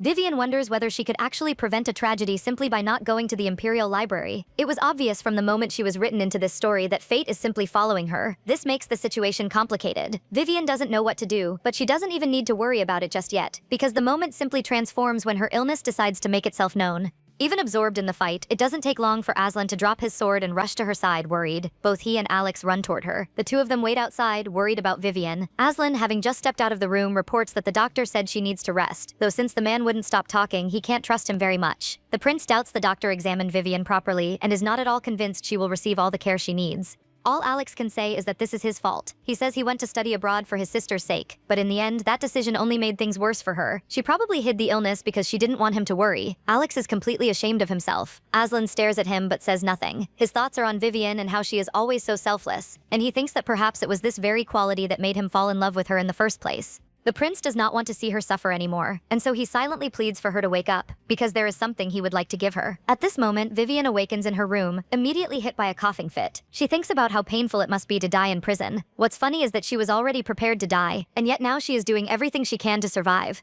And thinking about it, things never worked out when she tried to run, but when she faced things head-on, somehow she managed to get through. Suddenly, Vivian wonders if she couldn't turn this crisis into an opportunity. She was so caught up in her plans that she forgot she was alone, until the maid calls her name. Vivian asks her to pass a message to Aslan. Tell him to trust me no matter what happens. The maid did as she was asked. But Aslan immediately suspects that Vivian said this to reassure him, or he thinks that perhaps she has momentarily forgotten that there is no one as principled and strong as Vivian. The next morning arrives. Iris is very worried, but Vivian assures her she has recovered from what was making her sick and is feeling better. The protagonist asks the girl if she is worried about her health. Of course she is. Iris says she was so frustrated that there was nothing she could do and mentions that Alex cried a great deal. The boy immediately silences his sister, embarrassed to have that side of him exposed, and a small heated argument breaks out between the siblings over Vivian having lied about how she was feeling. She apologizes, explaining she didn't want to worry him again. Alex throws himself into his sister's arms, asking if she knows how worried he was. Meanwhile, the prince simply watches everyone hovering over the girl, looking a little uncomfortable. Aslan interrupts them, wanting a minute alone with his fiancée, and the two of them are shown out without further ceremony. Finally alone, Vivian asks what he needs to discuss. Aslan surprises her by asking her to close her eyes for a few minutes. Even without knowing what he intends, Vivian does as she's told. The prince then draws close to her. Aslan is so near and asks her to finally open her eyes, and so Vivian does. The protagonist is surprised by the beautiful necklace around her neck. Smiling, Aslan says he thought it would suit her and asks if she likes it. Vivian finds it so elegant, and even more surprising is receiving it on no particular occasion. She thinks Aslan might just be performing courtesy, and yet she realizes he is nothing like how he was described in the original story. Thinking about how the prince even goes along with things when she asks with a pitiful face, albeit reluctantly, she concludes that in the end, the young man is not such a bad person. Vivian intends to keep playing this game, at least until she is cured. So with a tender smile, she compliments the necklace. Her smile grows even more radiant. and it seems to affect Aslan. He averts his gaze and says, "You are always testing my self-control," revealing that he can't take it anymore. Hearing this, Vivian worries whether she said something wrong. She needs to fix this quickly, and explains she was talking about the necklace, then says she is grateful he came as her companion. Vivian thanks him because thanks to him she faced her father and was glad to see her beloved family again. And she confesses that when they returned to the mansion, she said she was fine, but in the end, she really was feeling a little lonely. While Vivian laughs, Aslan reaches out again, touching her face. He brings them even closer. Vivian is left speechless. She only said that to smooth things over. She is certain the villainous Eleonora also wanted this kind of happiness. The character had nothing after her tragic death in the original story. Vivian wonders whether, now that she possesses her life and can bring her story to a close, that might in some way be a consolation. Her first act is to throw the book into the fireplace. Alex is beside her, watching the item catch fire. He then calls her by her mother's name and makes a proposal. "Do you want to run away with me?" Vivian is surprised by such a sudden question, but Alex denies that's what it is. He says he has been thinking about it for a long time. He says his academy is well known for medicine, and if they ask, they might even be able to get help with the illness. Alex also says he doesn't care about the family, as long as his sister gets to live. Besides, where they are is Eleonora. They are home. Vivian thanks him for all his concern and everything he is willing to do, but she wants to stay. She tells him that His Highness has promised her a cure for tuberculosis, so they don't need to worry. Alex is astonished that his brother-in-law actually said that, and Vivian suggests that if he doesn't believe her words, he can ask him directly. She also says, "Besides, Eleonora was left to us by our mother, so we must protect it until the end." A faint smile crosses Alex's face as he thinks of the woman. She tells him to hurry up and graduate so he can come and have her as a student. Alex ends up agreeing, but like a good older brother, he says to let him know if His Highness gives her any trouble. Soon the pleasant time at the mansion comes to an end, and she and Aslan depart for the Imperial Palace. Iris chose to take etiquette lessons at the mansion, and Alex also stayed behind, saying he had matters to settle regarding their father. Speaking of that man, Vivian had completely forgotten about him. Vivian even comments that she can already imagine the kind of attack he will launch, but Aslan reassures her that will never happen, which makes her curious to understand why. Getting no answer, she assumes the prince means Alex will handle it. Meanwhile, from his palace, the emperor says, "Aslan, I showed mercy, and yet you dare use me in Astaroth?" He crushes a brooch in fury at this ungrateful beast, and promises that when the young man arrives, he will make him pay. Returning to the couple, Aslan tells her everything he discussed with her father-in-law, including the plan to marry her off to the Margrave. He assures her she doesn't need to worry about it. Aslan also says that Lord Nicholas will be removed from his position soon, so the marriage agreement will be annulled. This surprises Vivian, that a man of national merit would be stripped of his position so easily. The situation is rather confusing, but if Aslan says it's fine, she'll have to take him at his word. Besides, Blackford's intelligence network is unbelievable, so she hopes Aslan will also place all his trust in her, and she is still there because she needs to save the life of the Empress he despises. At first, everything seemed to be going smoothly, but just as Aslan guaranteed, she was no longer being negotiated into marriage with the Margrave. He had, after all, lost his position due to accusations of treason and, as expected, paid for it with his life. Vivian still wants to understand about the engagement annulment, but she doesn't have much time to dwell on it, since the Emperor has called for her. He dismisses her so he can speak with the prince alone. As she steps away, Vivian thinks about how the Emperor's expression is not at all pleasant and wonders what he wants to discuss with Aslan. She knows from the original story that Aslan suffered severe abuse at the Emperor's hands during his childhood. The protagonist wonders if it is safe to leave the two of them alone, but there is not much she can do aside from complying with the Emperor's order. Besides, Aslan gives her a reassuring smile. Vivian casts one last look at him, and the door closes. Vivian gives herself a few light slaps on the face just to stay alert. She has bigger things to worry about. She is about to be accused of attempting to eliminate the Empress. So before that happens, she needs to save her, and she needs to be quick before it is too late. Meanwhile, the discussion between father and son is somewhat heated. The Emperor is far from satisfied with the audacity of removing a genuine national hero from power. Even after receiving a blow, Aslan doesn't flinch. He says they were also not satisfied with the expansion of the Margrave's own faction. He also says, even if I had acted, had you ignored it and kept him in power, he would have remained there. This does not calm the Duke's fury. He says he has been too lenient for far too long. Like a proper tyrant, he demands his son kneel, and in his hand is a whip. Aslan is unfazed. His gaze remains calm, and so he kneels as demanded. The Emperor soon unleashes his fury with the first blow. Aslan endures it as though accustomed to this pain. Beyond the physical violence, there is also the psychological, the Emperor saying he is truly ruthless. With an unwavering smile, Aslan says, "I am deeply honored, Your Majesty." The Emperor continues to strike. The crimson mark of his crime stains the red carpet. His father demands he explain what happened with Duke Eleonora. Aslan asks if the man said nothing. The Emperor says the man showed up in absolute terror, begging to reinstate the engagement with his daughter, and furthermore confessed that he had been threatened by the demon Astaroth. In a grave voice, he asks, "Did you exploit the power of the curse?" But Aslan says nothing. This only intensifies the Emperor's rage. He demands to know the reason Aslan is so obsessed with this marriage. Even without saying a single word, it radiates from his entire body and mind. It is because he loves Vivian, but he cannot get through to them. Both his father and his father-in-law are cut from the same cloth. Aslan knows that if he is to persuade them, he must speak in terms they understand. So his answer is, I saw potential in Vivian. Of course, the Emperor doesn't believe this right away, questioning what a girl dying of tuberculosis could possibly offer. The answer is surprising. She has the power to suppress the Astaroth curse. The Emperor asks if he is certain, and Aslan confirms it, saying that his fiancée may be the only one who can finally put an end to the curse. And he says that claiming this power entirely for the imperial family is necessary in order to weaken the Eleonora faction. The Emperor asks, "You are saying you learned this important truth only moments before her approaching death?" But the prince insists Vivian will not meet that end, because he is doing everything to save her. And so Aslan asks for the engagement to be reinstated, because Astaroth needs her. Meanwhile, Vivian is at the Imperial Library, having arrived before the Empress, so she has to act as if meeting her were a coincidence. She knows that preventing the woman from entering the library is out of the question, as that would make her look even more suspicious. According to the novel, the bookcase that collapses is in the magic books section, so it turns out her only option is to lure the Empress away from it.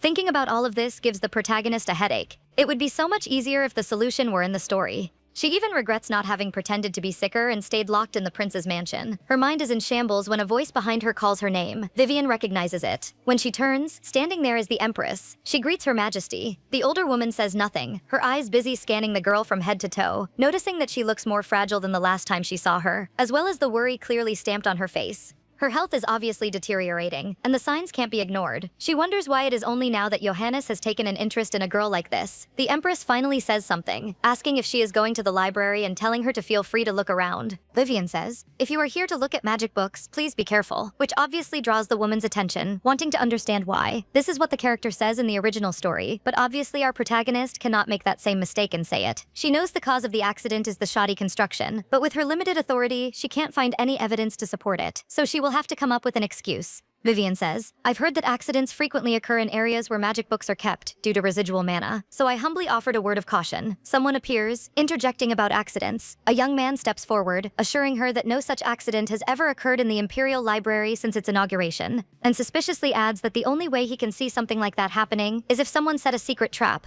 Vivian simply says she was looking out for Her Majesty's safety. The Empress is also brief in her declaration, thanking her for the concern but making it clear it is none of her business. Vivian grows frustrated, realizing this will not be an easy mission. Still not giving up, the protagonist slips between the shelves, observing everything that happened and noticing something strange. In the novel, the bookcase collapsed suddenly, yet it doesn't look unstable enough to do that on its own. So Vivian wonders what the exact cause was, and then she realizes she is not alone in that space. She asks a maid if she is looking for a specific book. The woman replies she is trying to find the book Her Majesty mentioned, but she is not familiar with advanced magical languages. And to Vivian's misfortune, she doesn't know any either. Even so, the protagonist offers to help. At the same time, however, she scolds herself internally. She doesn't have time for this. Suddenly, an electrifying energy hits her while searching through the books. Vivian is surprised. Is that magic? Is it just static electricity? Or residual mana? But nothing beyond that happens, and she assures the maid she is fine. She then finds the book the maid was looking for. The maid is very grateful for the help. The woman soon leaves, watched by Vivian, who didn't even think to peek at what the book was about.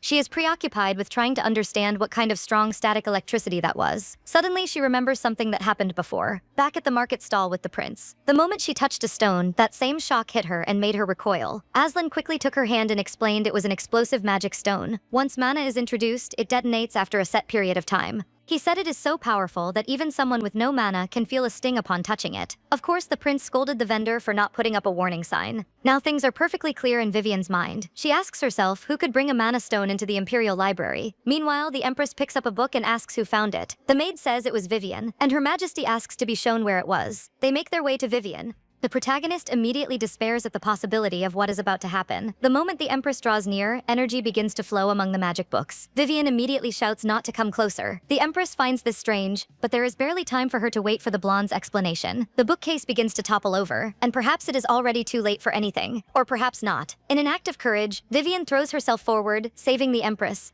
The woman is terrified by the scene. The bookcase simply crashes down before her eyes, terror running through her entire body, and the two women are safe. Meanwhile, the maids rush to Her Majesty. Utterly horrified, Vivian beside her asks if she is all right. The woman appears to be in shock, not understanding what happened. Everyone helps the Empress to her feet, and one of the attendants is ready to call a doctor. Before she can do so, the man behind her asks them to wait. He notices a peculiar glimmer on her skirt. The young man wants to take a look before letting her leave, to know what it is. But even with evidence flickering right before everyone's eyes, the attendant insists it is a mistake, and that there is nothing in her pocket. But then explosive mana stones are retrieved from her, and she demands to know what these things are doing in her pocket. With that, the man takes the liberty of calling the guard and says, "With all due respect, Your Majesty, I believe this was not an accident." The attendant is accused of attempting to harm Her Majesty with a magic stone. Even with the evidence, the woman continues to firmly deny having done such a thing. Vivian stares at the Empress while everyone's attention is on the maid, which means she doesn't need to worry about taking the blame for what happened. However, Vivian senses something that doesn't quite add up. If the woman was the culprit, why didn't she flee immediately? Many things don't fit, and they can't simply be ignored. It's like when the original heroine was falsely accused in such an absurd way. The Empress orders the maid taken to the torture chamber.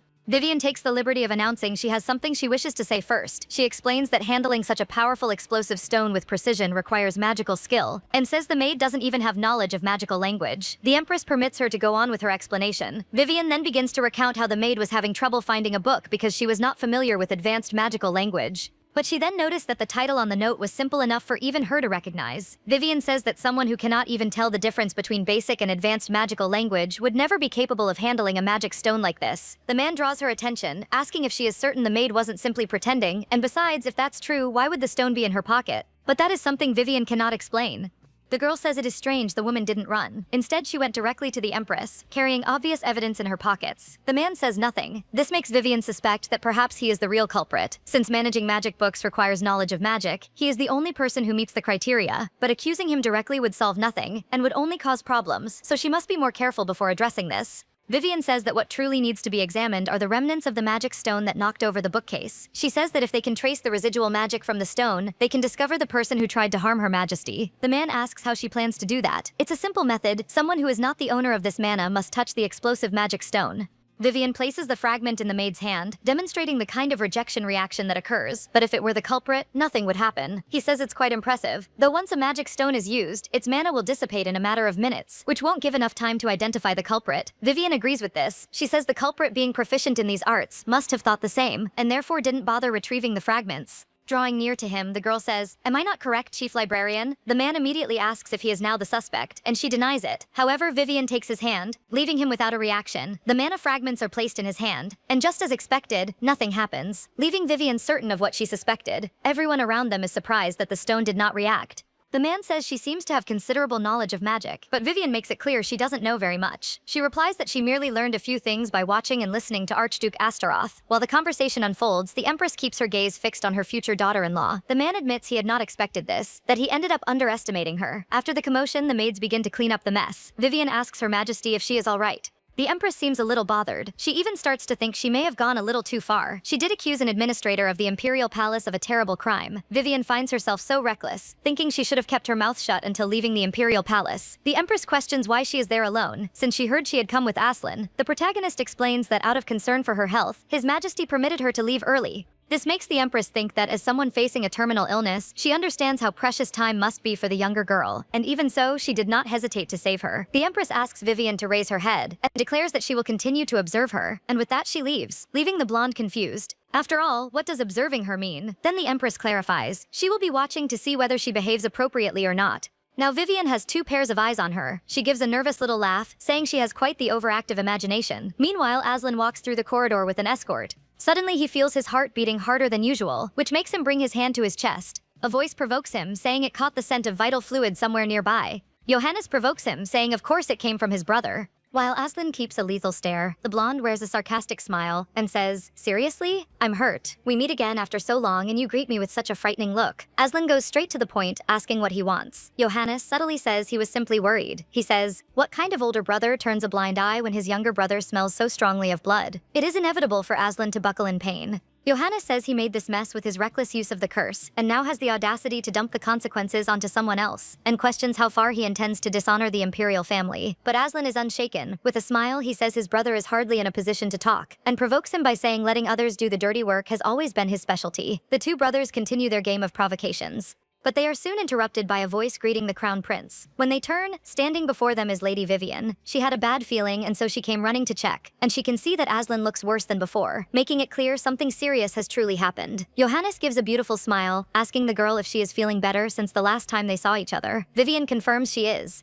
This pleases him and he laments, saying he has not felt at ease since the way they parted. Now that she has finished her business, the blonde invites her to his palace, offering his hospitality. Aslan immediately steps forward and declines the invitation, which makes his brother, in a rather childish manner, say, "I asked Vivian?" But the dark-haired prince holds firm, saying his fiancée is too considerate to refuse requests even when she knows she cannot fulfill them. Vivian watches the two bickering brothers without patience, ready to step in between them. She apologizes, declining the request and explaining she still has matters to attend to, and says that the next time an invitation is extended, she will gladly accept. The prince regrets it and promises to send a formal invitation another time. Before letting her go, Johannes calls her name, and remarks that she seems to be getting along well with Aslan lately. Johannes starts his little game, asking if she is aware of her brother's true nature. Aslan is in complete shock, as is Vivian, who didn't expect such an audacious question. The protagonist doesn't understand why he asked that, and thinks the blonde suspects she has discovered something about the curse. Vivian needs to say something quickly, but her mind has gone into complete meltdown and that is terrible. Johannes doesn't even wait for her answer. With a smile, he says he was simply thinking about what they could discuss over tea, and that it will be fun if the topic is her fiancé's childhood. Without further ceremony, the crown prince bids the girl farewell, promising to invite her soon. Vivian is still in shock, and the only thing on her mind is that the blonde is a complete bastard.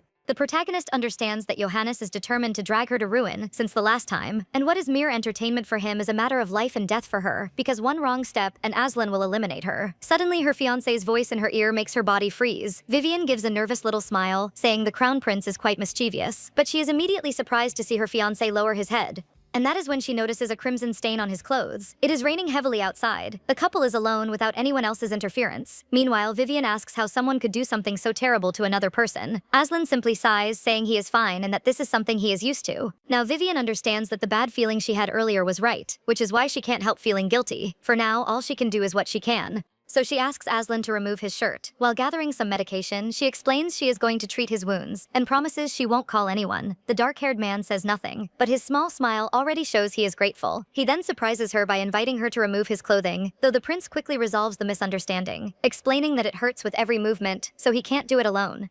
Vivian does it, quite nervously, especially since accidentally touching the wound would irritate it, so she is careful, removing things one by one. Aslan also seems nervous about the situation, and perhaps the air between them has suddenly grown warm. As she undresses him, the protagonist realizes it is worse than she thought, and suggests calling an imperial physician, but the dark-haired man stops her, saying she is enough and that he doesn't need anyone else. This makes Vivian realize he is more on the defensive than usual, though she thinks it's probably because everyone there simply attends to the crown prince. Vivian is ready to disinfect the wounds. As she cleans them and notices her fiancé's quiet sighs, she asks him to be patient, assuring him she will be done soon. In the middle of all this, Aslan says out of nowhere, "It seems I only ever show weakness in front of you." He asks why she isn't tired of being by his side. Vivian asks him not to say that. Everyone has moments of weakness, and in times like these, it is right to accept help from others. The girl also knows that somehow Aslan's lonely and difficult childhood echoes her own, so she knows what it is like to try and endure everything alone. And it is for that reason he stirs even more pity in her. Aslan asks if she will continue to stand by his side. While embracing her, he wants to know if she will stay with him even though he is imperfect. Vivian confirms it and thinks that for now, this is what she needs to do. She realizes that what the prince needs most is reassurance. And she knows that once they return to Blackford, things will go back to how they were. Vivian thinks he will forget all of this, won't he? After all of that, we learn of her father's fate. He disappeared one night without a word, and was eventually found in the mountains but lifeless. The cause of death was ruled an accidental fall, and his funeral was held privately with only close family present. No one risked shedding a single tear. For Vivian, something about his passing doesn't feel right. Her brother, who had planned to return to the academy, suddenly inherited the title of Duke, which left him completely bewildered. Fortunately, Aslan, with his wealth of experience, offered generous support, allowing the succession to proceed without complications. As for Iris, she was also officially added to the family, so overall, things turned out well for everyone. Yet it seems she was the only one whose life continued to spiral. As she runs, Vivian wonders why she is suffering like this. But to understand what truly left her in this state, we need to go back to the morning of the day before, when she was standing before the mirror being prepared by the maids. That was when something caught her attention. There is a strange mark on her chest. She turns to Emma, asking if she can see a white mark on her chest, but the older woman cannot see anything. Vivian thinks the color must be too faint for others to see, but what interests her is understanding why it is there. The protagonist recalls that a similar mark exists in the original novel, though the color and shape are different, and it was so dark that Iris had to wear dresses that covered her entire chest. Her own mark, however, looks more like the one she saw on Aslan back in the cave. She is curious whether the young man knows about the mark, not that it would change anything. The problem is she cannot ask about something so suspicious. Vivian laughs, thinking it's silly to dwell on this. From the open door, she hears voices saying, "I trust the matter is being kept under wraps." Yes, we also have a constant watch on any strangers who approach. Dylan, speaking with the second prince, asks if he is certain whatever the matter is. The guard says he understands his intention, but still thinks it is imprudent. Then he says something that shocks Vivian. In the worst case, Madame may die. The sound coming from the door catches their attention. Dylan immediately opens it, asking who is there, but no one is there. Luckily, Vivian managed to hide in time, and she hears Dylan return to the room and report that it was nothing. Now that she can breathe a sigh of relief, she wants to know what they were talking about. She wonders if Aslan has finally decided to get rid of her. She did not show kindness to him expecting anything in return, but how could Aslan forget everything she has done? The protagonist lets out a heavy sigh. After all, she thought they had grown a little closer at the mansion, but it seems she was far too naive. Now she will have to deal with this pentagram without the prince knowing, so she has no other option but to find him. She needs to find Jesus, the arch-image of the original novel. He is the master of the Mages Guild, the one who helped the heroine awaken her powers, and who likely knows something about the pentagram. Jesus is a mysterious man who is difficult to track down, but she at least knows where he is, thanks to the original novel. So getting to him won't be the problem. She just needs to wait for a chance to go out alone. The next day soon arrives. And of course there was absolutely no chance he would let her go out alone, especially remembering when she was captured by Johannes. It's just a normal outing, but Aslan is in uniform with his sword and that frightening look on his face. To make things worse, Aslan says he has reserved the entire place they are going, so no one will be there to bother them. At least the silver lining is that they are near Jesus's guild. An opportunity like this won't come twice, so she needs to lose him. Vivian says there is a shop she would like to visit and asks if he would mind if she went alone, but of course Aslan refuses, arguing it isn't safe and says they will go together. She prepares the ground by saying it is a little embarrassing to go with a man. She says it's a lingerie shop, leaving the Archduke completely frozen. Aslan says he has not been as attentive as he should and asks her to go ahead. Vivian is delighted, informing him they will meet at the restaurant in 20 minutes. The only thing she hadn't counted on was that the maids had also accompanied them, but it was too late for Aslan to inform her of that. His fiancée had simply vanished. Vivian catches her breath after running so much, but at least she has made it to the location. And just as in the story, the sign marking the place is a deep petrol blue. She enters. At first glance, nothing in the shop stands out. But she knows this is the Mages Guild, where illusion is natural, and anyone who judges by appearances will certainly be deceived. The hooded figure who appears behind her says this is no place for a respectable lady, and asks if she is lost. He gives a confident smile, and Vivian returns it, knowing she has truly come to the right place. This is Jesus in disguise. Luckily, the protagonist knows how to make him reveal himself. All it takes is singing the lullaby of the Empire. Vivian begins. They say the devil appears on the night of the red moon. With a smile, Jesus continues. So whatever happens, do not open your eyes. Suddenly, a ray of light from him strikes Vivian, making her close her eyes. The master of the mages says she is not one of them, then asks what brings her there. Vivian is surprised that the moment Jesus' transformation occurred, everything around her changed. But she goes straight to the point, asking him to look at the magic circle on her body. Jesus immediately finds it strange, saying he isn't sensing anything about it, until his eyes go wide at what he witnesses. He asks what kind of unbalanced magic this is, and makes it clear this is worse than he imagined. Jesus says it is very powerful black magic. It is so powerful that when activated, it will destroy her, exploding her heart. The mage notices that she doesn't seem very surprised, since news like this normally sends people into hysterics. Even though she appears composed, Vivian is panicking inside, but she responds that her calm comes from the fact that an arch-image like him would know the solution to this. Jesus says she is very clever, and fortunately he has good news. First, the magic circle is incomplete. They usually appear in deep red, which is not the case with hers, so if he dismantles the formula first, he should be able to resolve her problem. And of course Vivian asks him to hurry, but there is a second thing. Jesus explains that the magic circle is keeping the tuberculosis in check and being possessive in nature. This seal does not like the idea of its host dying from anything other than itself. With a smile, the mage lays out the two options, death by tuberculosis or death by black magic. Even so, Vivian asks him to destroy the formula, promising to pay whatever reward he wishes. Jesus loves hearing proposals like this, but says money is not his only motivation. What he truly wants at this moment is the pure blood of an Eleonora. He asks if she agrees, even though it means hurting her. Vivian imagines the mage knows something about her blood, but the girl has no time to hold back when it comes to something like this. The protagonist cuts her hand with a dagger, giving him all the Eleonora blood. She places it in the cup on the table and asks if that is enough. Obviously, the master of the mages is awestruck by that crimson cascade in his goblet. The man laughs, saying how courageous she is. But that is a good thing, because now he has an idea. Vivian is running through the streets after he cast a healing spell on the wound, and she doesn't want to risk Aslan noticing it. Jesus warned her that deciphering the formula would take time, and irritatingly asked her to be patient. Everything in her life is such chaos. Meanwhile, Aslan is waiting for her at the restaurant, just as she had arranged.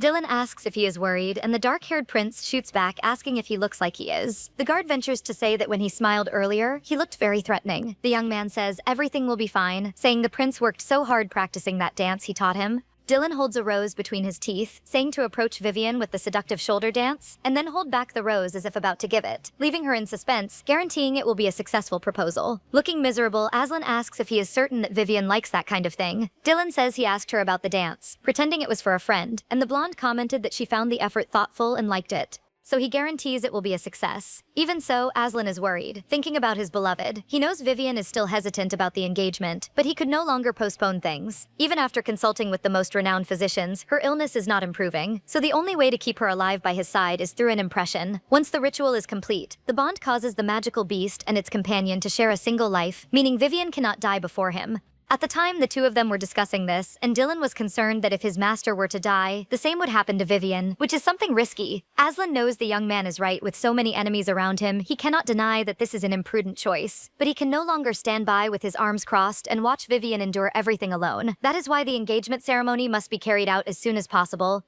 Aslan is startled by a voice that appears. Vivian is there and apologizes for being late. Noticing the girl is out of breath, he asks if she ran because she didn't want to make him wait, and says he should have gone to fetch her. Vivian says she is fine, but Aslan knows she isn't, and asks her to sit down and rest. And of course it doesn't escape his notice, the bandage on her hand. Taking her hand, he asks about the wound that is emanating mana. Of course he was going to notice, so she needs to come up with a lie. Vivian starts by saying that on the way back, a woman stopped her and asked for help, and she ended up getting hurt in the process, after which the woman healed her with magic. Aslan wants to know what happened. Vivian is caught off guard but immediately says the woman was being courted by a man with a terrible dance and asked for help hiding. The protagonist says it was so awful when he advanced dancing with his shoulders and then pretended he was about to give her a rose before pulling back, calling it completely absurd. Vivian expresses pity for the woman and says that in her place she would have run off on her own. Of course that deadly aura rises, which Dylan feels. But soon Aslan breaks the tension by calling her name and asks if she is really telling the truth. The atmosphere turns terrible. But Vivian doesn't lose her shine. With a big smile, she says she is telling the truth. Aslan asks if that's really all, and in the end, he accepts the answer. He says he'll order the meal, and meanwhile Dylan is having a breakdown, which does not go unnoticed by Vivian, who doesn't understand why the young man is being escorted out. But the prince says it's just a problem they are dealing with.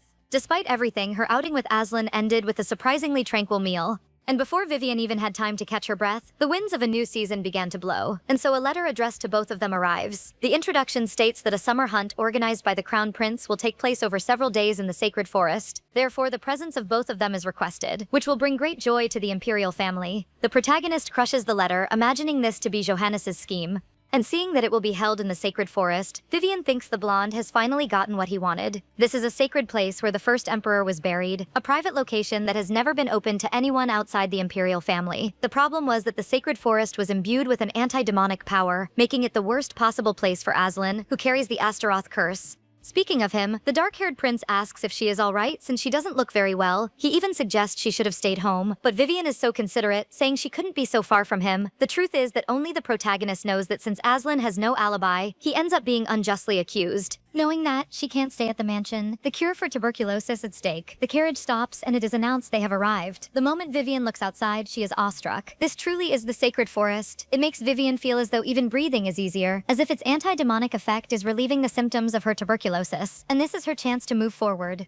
But first she needs to keep Aslan away from the Empress, so she announces she will go to her chambers and that they will meet later. Before she can disappear, the prince stops her. Aslan pulls her close and asks if she will give him a good luck kiss. Vivian is immediately flustered, asking what he is talking about. That's when she looks around. All the other girls are giving their loved ones a good luck kiss. She realizes simply walking away would be embarrassing for Aslan. In that case, she has no choice. Vivian draws close and kisses Aslan on the cheek. The prince is quite flushed. It is the summer hunting season and everyone is loving it. After that, the two of them part ways. Vivian wishes him good luck at the hunt. Aslan takes her hand, places a kiss on it, and declares that he will repay her support by winning the finest game of this tournament.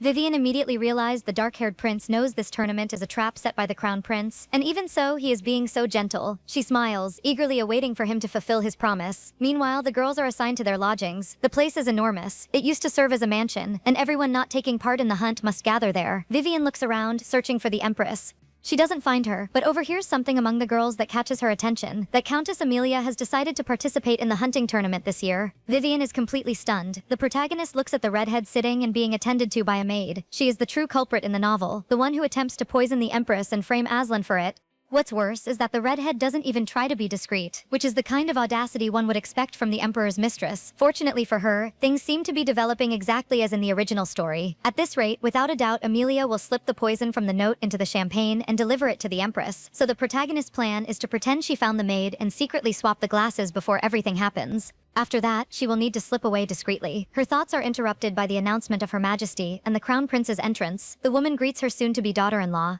Vivian politely greets the royals. Obviously, she finds it strange that the woman approached her first. They converse casually about the hunting tournament, and Vivian explains she is only there to watch. Johannes, with his gentle smile, finds this idea wonderful, which leaves her confused. The heir explains that by coincidence, his mother's maids will not be participating in the hunting festival, and says that if Vivian stays by her side instead, he would feel more at ease. Vivian says that while she may not be enough, she will attend to Her Majesty with the utmost sincerity, but the look she receives from the Empress is not a very pleasant one, and it is rather strange that the maids are not accompanying her, especially at a moment like this.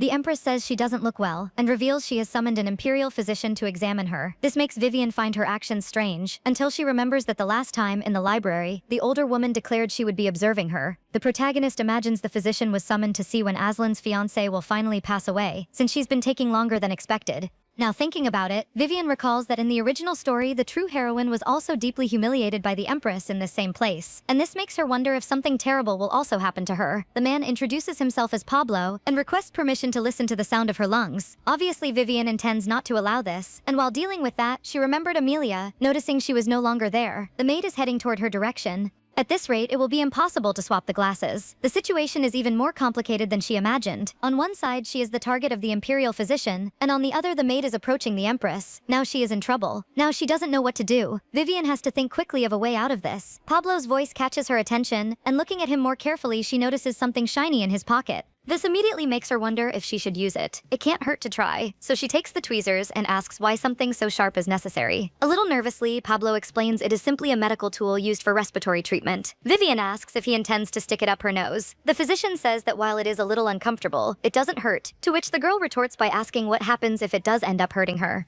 This little game of hers is enough to draw everyone's attention, and she intends to take her performance as the villainess to a new level. Vivian understands that if she cannot stop the poisoning alone, then someone else will have to do it. The protagonist calls for the maid carrying the drinks. She pulls the woman aside, asking her to hold the tweezers for just a moment. The maid explains she must bring the champagne to Her Majesty, but Vivian makes an excuse. Just a few seconds, long enough to confirm the tweezers are truly harmless. She intends to use the artifact her brother commissioned, which has the power to determine whether anything nearby could cause her harm. Meanwhile, the other ladies comment that the villainous Eleonora is back in action after a long period of quiet. The protagonist at least ensured that everyone saw she didn't so much as touch the glasses. With the artifact in hand, she is ready to find out. As a powerful light strikes, the maid begs her to let her go. Johannes is also there, watching the whole spectacle. Both he and the others are impressed by what is about to happen. Even Pablo is mortified, because this is supposed to be impossible. But everyone witnesses the stone turn black, which means something is wrong with the tweezers. Pablo immediately grows nervous, saying this cannot be right. There must be some kind of terrible mistake. He reminds them that the girl herself said the artifact determines whether something nearby is dangerous, and argues it shouldn't have reacted to his tweezers, implying the danger is elsewhere. Meanwhile, the maid is very nervous and tense, still held by the blonde. This doesn't go unnoticed by the physician. He draws everyone's attention, calling the girl suspicious, as is the champagne she is carrying. Feigning innocence, Vivian wonders aloud if something is wrong with the glass. Pablo suggests they take a look. The protagonist is willing to do so, and says the artifact is reacting more strongly to the champagne than to the tweezers. Now everyone knows they whisper that the glass was poisoned and was about to be brought to the Empress. Johannes approaches and orders the maid to be restrained. He volunteers to interrogate her. The maid is taken away, screaming that she was framed. For Vivian, this situation has been more or less resolved, but there isn't much she can do now except look for a chance to get out. She spent more time there than she intended, and according to the novel, Aslan's demonic energy went out of control around sunset. So she needs to stop him from entering the first Emperor's cemetery before that happens. But just as she is about to make her escape, Johannes appears right behind her, saying he is impressed. Vivian practically freezes, then turns with a hollow smile, greeting him. Johannes says she not only thwarted the poisoning attempt, but also pretended it was a coincidence in order to pass the credit to someone else, all while humbly stepping aside. But this was already expected from the protagonist. She knew it wouldn't be so easy to fool the main villain. She realizes it is probably wiser to be straightforward at this moment. Vivian then apologizes, but the blonde asks her not to be nervous, assuring her he knows she is not the guilty party. Johannes says it is a shame she is far too good a woman for his brother. This leaves the protagonist confused, but Johannes simply turns away without another word. Vivian doesn't know what to make of it, but she has no time to waste. She runs, watched discreetly by Johannes. The blonde gives a malicious smile, knowing the girl is heading toward Aslan, and so she will soon find out she is nothing more than prey. Meanwhile, Aslan is galloping. He is going too fast, and the people chasing him are nearly losing him, but they need to capture him alive. To make things worse, Aslan feels that strange palpitation in his chest. This has been happening ever since he touched the relic, and he cannot control his demonic energy. Although he had fully prepared for the anti-demonic effects of the sacred forest, he never imagined they would go so far as to use the first emperor's sword, a sacred relic, against him. Johannes is clearly desperate to capture him. Aslan continues his escape, but as time passes, he can no longer endure it. He falls to the ground. In his current condition, he can't go on like this. The only option is to hide. Aslan sees that there are two paths ahead. One leads deeper into the forest. The other leads to the sacred resting place of the first emperor, permitted only to direct imperial lineage. If he can't shake them, he will have no choice but to go there. But the problem is that enduring the powerful anti-demonic effects of the cemetery is already difficult enough, and he will end up roaming as a beast for a long time. As he considers these consequences, his thoughts turn to Vivian. He had promised to see her soon, but the plans had to change, and this will take a little while, and so the prince takes the form of the beast. Meanwhile, Vivian is galloping fast. The protagonist is in a hurry. The sun is about to set, and there is no sign of Aslan. If things happen as in the novel, Aslan will lose control of his demonic energy due to Johannes's trap.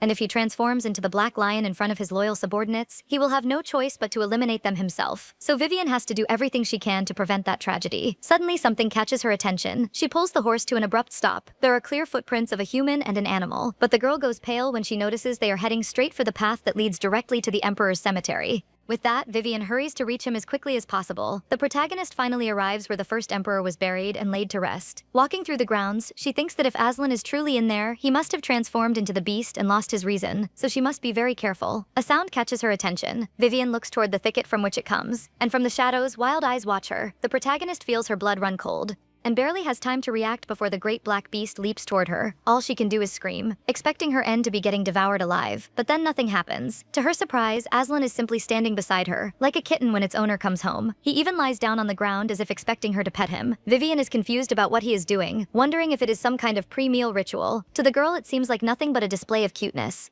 But it's none of that, and the protagonist soon realizes that Vivian's special ability to tame wild beasts must have been activated. Vivian even starts rubbing his belly, relieved to have been saved by it. As if things couldn't get any worse, rain then begins to fall. The first thing is that the girl feels cold, and the water begins to fall harder and harder, and she has no idea what to do. The sun will set soon, and it will only get colder. The beast watches her as if understanding everything. He tugs at Vivian's clothing. Vivian quickly understands it is a sign for the two of them to take shelter. But the problem is that only direct descendants of the imperial family have permission to enter. It is very clear that the Black Lion wants to take shelter from the rain. However, the divine power inside is so strong that it would end up harming him. That's why she wants to think carefully about another place. But it seems Aslan has a plan. The lion steps past her, carrying her stolen sword, heading toward the entrance of the place. Vivian chases after her stubborn fiancé, in the end accepting the idea of staying there for just a brief moment. A torch is lit, driving away the darkness. Since it can't illuminate everything, Vivian asks the lion to stay at her side, and so the two of them walk together. Meanwhile, Vivian is awestruck. She can hardly believe she is personally seeing a place she only ever read about, and it is far more spacious than she imagined. She also feels warmth, as if it were radiating from within. After walking for some time, Vivian finds something and cannot resist the urge to touch it. This is the first emperor's burial chamber. Aslan's roar echoes through the space, startling Vivian. When she looks, the lion appears wilder and more aggressive. But when she looks at his mouth stained with vital fluid, her worry shifts. The protagonist is concerned because his health worsens suddenly to the point of bleeding, and at this moment she thinks she should never have entered even with Aslan insisting. Vivian is sorry about it and suggests they leave immediately, offering the lion her support as he leans on her. The girl tries to help them get out of there, but something is still wrong with the beast. He pulls away from the blonde roughly, and as a consequence, he catches Vivian's leg with a cut from his sharp claws. The Black Lion looks at her. He seems to waver and pull back from the girl. Vivian quickly realizes it may be because of the wound, and tries to reassure him that it can be healed with magic. The protagonist tells him not to worry, that it is not serious, but Aslan continues to hesitate, as if afraid that even his breath might hurt her again. Even so, Vivian is patient and manages to coax him a little closer. And the calm look on her face turns into a grimace. The approaching Black Lion looks even more ferocious. Vivian carefully calls out to the great Black Lion as if trying to awaken his consciousness, but the girl is in complete panic. As it happens, the prince inside the beast is conscious, and knows that if things continue this way, he will only end up hurting Vivian more. He slowly backs away so as not to startle her. Then he flees despite Vivian's cries. But the protagonist doesn't give up and goes after him, noticing the lion is heading straight for the burial chamber, which makes her think he is panicking, and so she goes in search of him. Without either of them knowing, the two of them are being followed by guards. Meanwhile, Vivian finally reaches the chamber, calling out for the lion, but she is quickly struck by something strange about the place. Ever since she was outside, she hadn't felt anything, but now she is overcome by a feeling of dread. Her gaze is inevitably drawn to the symbol above. That emblem is unmistakable to her. It is the symbol of House Eleonora, the sword that defeated the devil. This symbol was bestowed as a mark of honor upon its founder, a woman who was once a companion of the first emperor. She was the only one who trusted the emperor and fought by his side. Seeing this symbol engraved above the burial chamber, Vivian wonders whether the emperor wished to remain with his companion even in death. The protagonist places her hand on her chest, confused by the feeling that rose up inside her. She knows this pressure is not from her tuberculosis, and thinks she may simply be feeling sad because she is standing in front of someone's tomb. Soon footsteps are heard approaching, and it is Aslan. She says, "I'm glad you came back." It's quite suffocating in here, isn't it? With a smile, she tries to persuade him to leave, but she falters when the ferocious lion suddenly charges toward her. Without realizing it, those two guards were right there. Vivian hears the order to attack the beast. She has no idea what is happening, but hearing that they must keep him alive, she already figures these men are from Johannes. She also realizes they must have followed her, and of course Aslan was clever enough to notice and thus saved her. This is the impression cave again, but this time something will be different. Vivian as an Eleonora draws her sword and charges toward those men, with a battle cry telling them to get away from the kitten. The first one who attacks her, she easily dodges him and disarms him, then delivers a brutal blow, leaving the others frightened, wondering why they didn't take care of her first. They had no idea she could fight like that. The order changes to eliminating Vivian. Aslan will not allow that to be carried out. The third man, the protagonist, handles easily as well. Vivian understands that Johannes is doing all of this out of fear of Aslan. The fact that the Astaroth curse was transferred to her fiancé also means he has the power to resurrect the devil. So if the crown prince were to eliminate Aslan, he would only inherit the curse for himself. That is why he wants to capture him with black magic and lock his brother away like a walking corpse. Just thinking about it enrages her. Her fiancé did nothing wrong. Aslan never even wanted the throne for himself. Even Blackford, built by him and his comrades, came about simply through his desperate struggle to survive. And so Vivian lets her sword fall. She appears a little lost amid the bodies. The more she thinks about it, the angrier she becomes. This special power apparently was not unique. Suddenly, she is surprised by Aslan nudging her with his muzzle. She pets him, glad he has calmed down. Vivian promises she will no longer try to rush him out of there, knowing how stubborn he is. But she warns him this is not a good place and says that even though it is dark and rainy outside, he should think carefully about this. And she promises that even so, she will stay by his side. Out of nowhere, Vivian begins to fall before the great black lion's eyes. And of course, Aslan is in despair.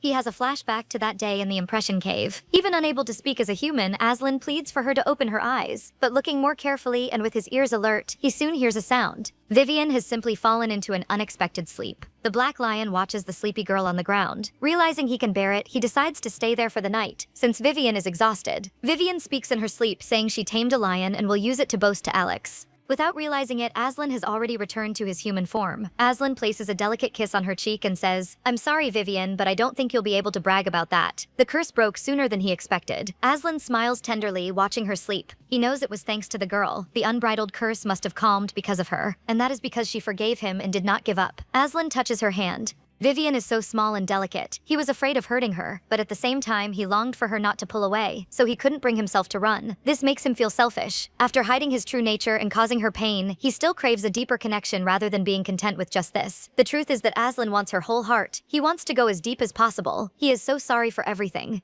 especially for knowing that one day he will have to part from her, because she does not belong to a monster like him. Even so, Aslan cannot bring himself to let his beloved go. Morning soon arrives. Vivian is already on her feet, yawning to shake off the last of the sleep. She stretches and remarks that her ancestors must have been watching over her, because she managed to sleep on hard stone and everything felt so warm and cozy. Finally back with the group, she finds the others gathered and talking. However, she cannot see Aslan. He had already left by the time she woke up. Her concern is that his body hasn't had enough time to fully heal, but she hopes he is all right. Then her eyes light up when she spots something. Aslan has finally returned. Vivian immediately goes to him, thrilled that he is well, but before she says something foolish, she stops herself. After all, she needs to pretend she doesn't know he transformed into a black lion. She improves her approach, asking where he has been all this time, since she spent the entire previous day looking for him. Aslan begins to lament and says he will not offer an excuse. The prince notices the wound on her thigh and asks if she is all right. Vivian finally remembers the wound and says she must have fallen while looking for him in the night, and asks if he knows how to use healing magic. Aslan simply declares that he will learn, much to her dismay. But luckily, he still has something that might be useful. The prince tears off a strip of fabric from his clothing and wraps it around the wound to prevent infection. This is only a temporary measure. Aslan finishes the bandage, done in such a thorough and careful way. This makes Vivian think that even though he wasn't conscious in his black lion form, he may know on some level of lucidity that he caused this wound.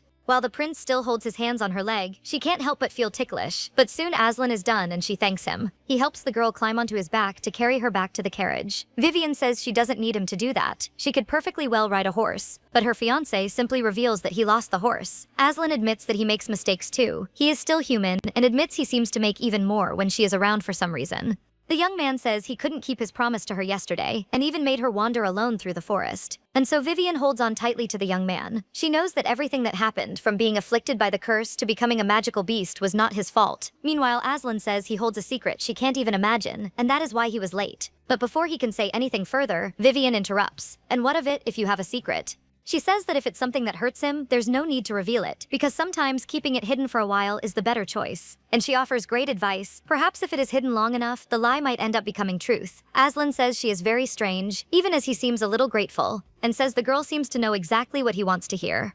Instantly, Vivian turns red, thinking she dug too deep. She demands he pick up the pace. They head to Aslan's temporary lodging. Vivian is lying in bed while she hears her fiancé shouting orders to call the imperial physician and prepare a hot bath for her. The protagonist breaks the moment by commenting that this is not the inn where she is staying. Aslan retorts, "No, this is the inn where we are both staying." The problem is that if she doesn't return to her lodging soon, her brother will worry, and for all she knows, he may already be looking for her. But this bed is so soft and comfortable, truly worthy of the imperial family. She only feels sorry for Alex because she will be staying a little while there with Aslan. Suddenly, Vivian comes back to reality. She asks if he is truly saying they will be sharing this small room for the entire week of the hunt, sleeping, bathing, and changing together. Aslan says he couldn't bear to have someone as frail as her sleeping in an outdoor lodging, and suggests that if she is uncomfortable, she can sleep on the sofa. Vivian thinks Aslan could have kept this room to himself and still handed it over to her because he was being considerate of her medical condition. She just ended up speaking without thinking. The protagonist apologizes, saying she didn't mean to be so guarded around him, and that he obviously also wants to take a bath.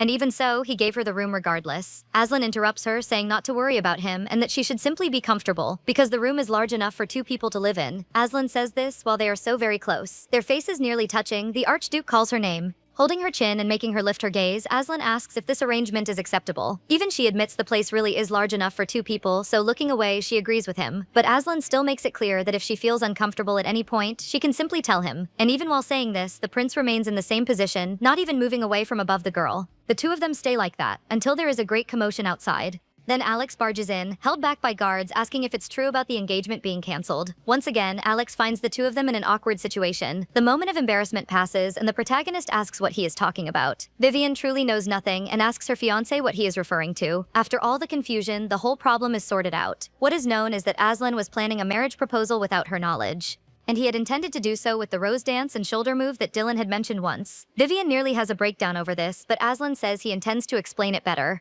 Even poor Dylan tries to resolve the situation, only to be told to stay out of it, while the protagonist is completely furious about having nearly suffered the greatest humiliation in the Empire's history, and so Vivian simply asks her brother where their lodging is. Alex grows concerned, since it's quite a walk to get there. The protagonist leaves, taking Dylan's broken heart with her. All that preparation for nothing. To make things worse, his master comes up behind him, calling his name in a terrifying way. Aslan says it seems he has been letting him get far too comfortable, and so Dylan screams his apologies. After that incident, the 4th day of the hunting tournament begins. A small gathering takes place at the Empress's lodging.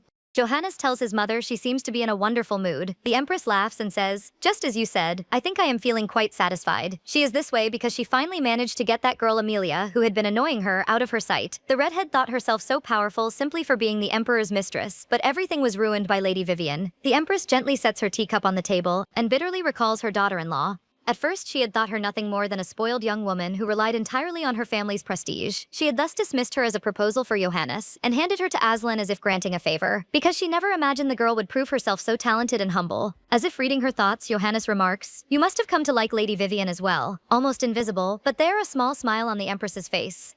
She says a doctor from a foreign country has discovered a cure for tuberculosis, which the blonde already knew, revealing he had tried to make contact with the man. The Empress laughs and says she hopes this news makes the girl happy. She also advises her son to build a friendship with the Duke, as it will be a good way to recruit House Eleonora to his side. She calls for her maid Sarah. The Empress asks her to bring Vivian in the most respectful manner. The weather is quite sweltering. Vivian looks miserable as she drags her feet. It is an unofficial rest day during the hunting tournament, and she hadn't expected at all to be summoned by the woman. The protagonist recalls the Empress mentioning the doctor with the tuberculosis cure, but at least Vivian already knows this is where the chapter of the false doctor begins. This was the greatest deception in the Empire's history. Even the original Vivian had placed her hope in this false doctor as a last resort. However, when the truth came to light, she went mad with despair and took her rage out on the poor innocent Iris, even attempting to hurt her with a sword. But before the tuberculosis could bring about her end, it was Aslan who did it, brutally. In other words, this is the last chapter in which Vivian is still alive. She is starting to shiver for no reason. Although she knows Aslan would not eliminate her right now, it is still unnerving. While lost in her thoughts, Vivian is surprised when someone taps her on the shoulder. It's Aslan, and she jumps in fright.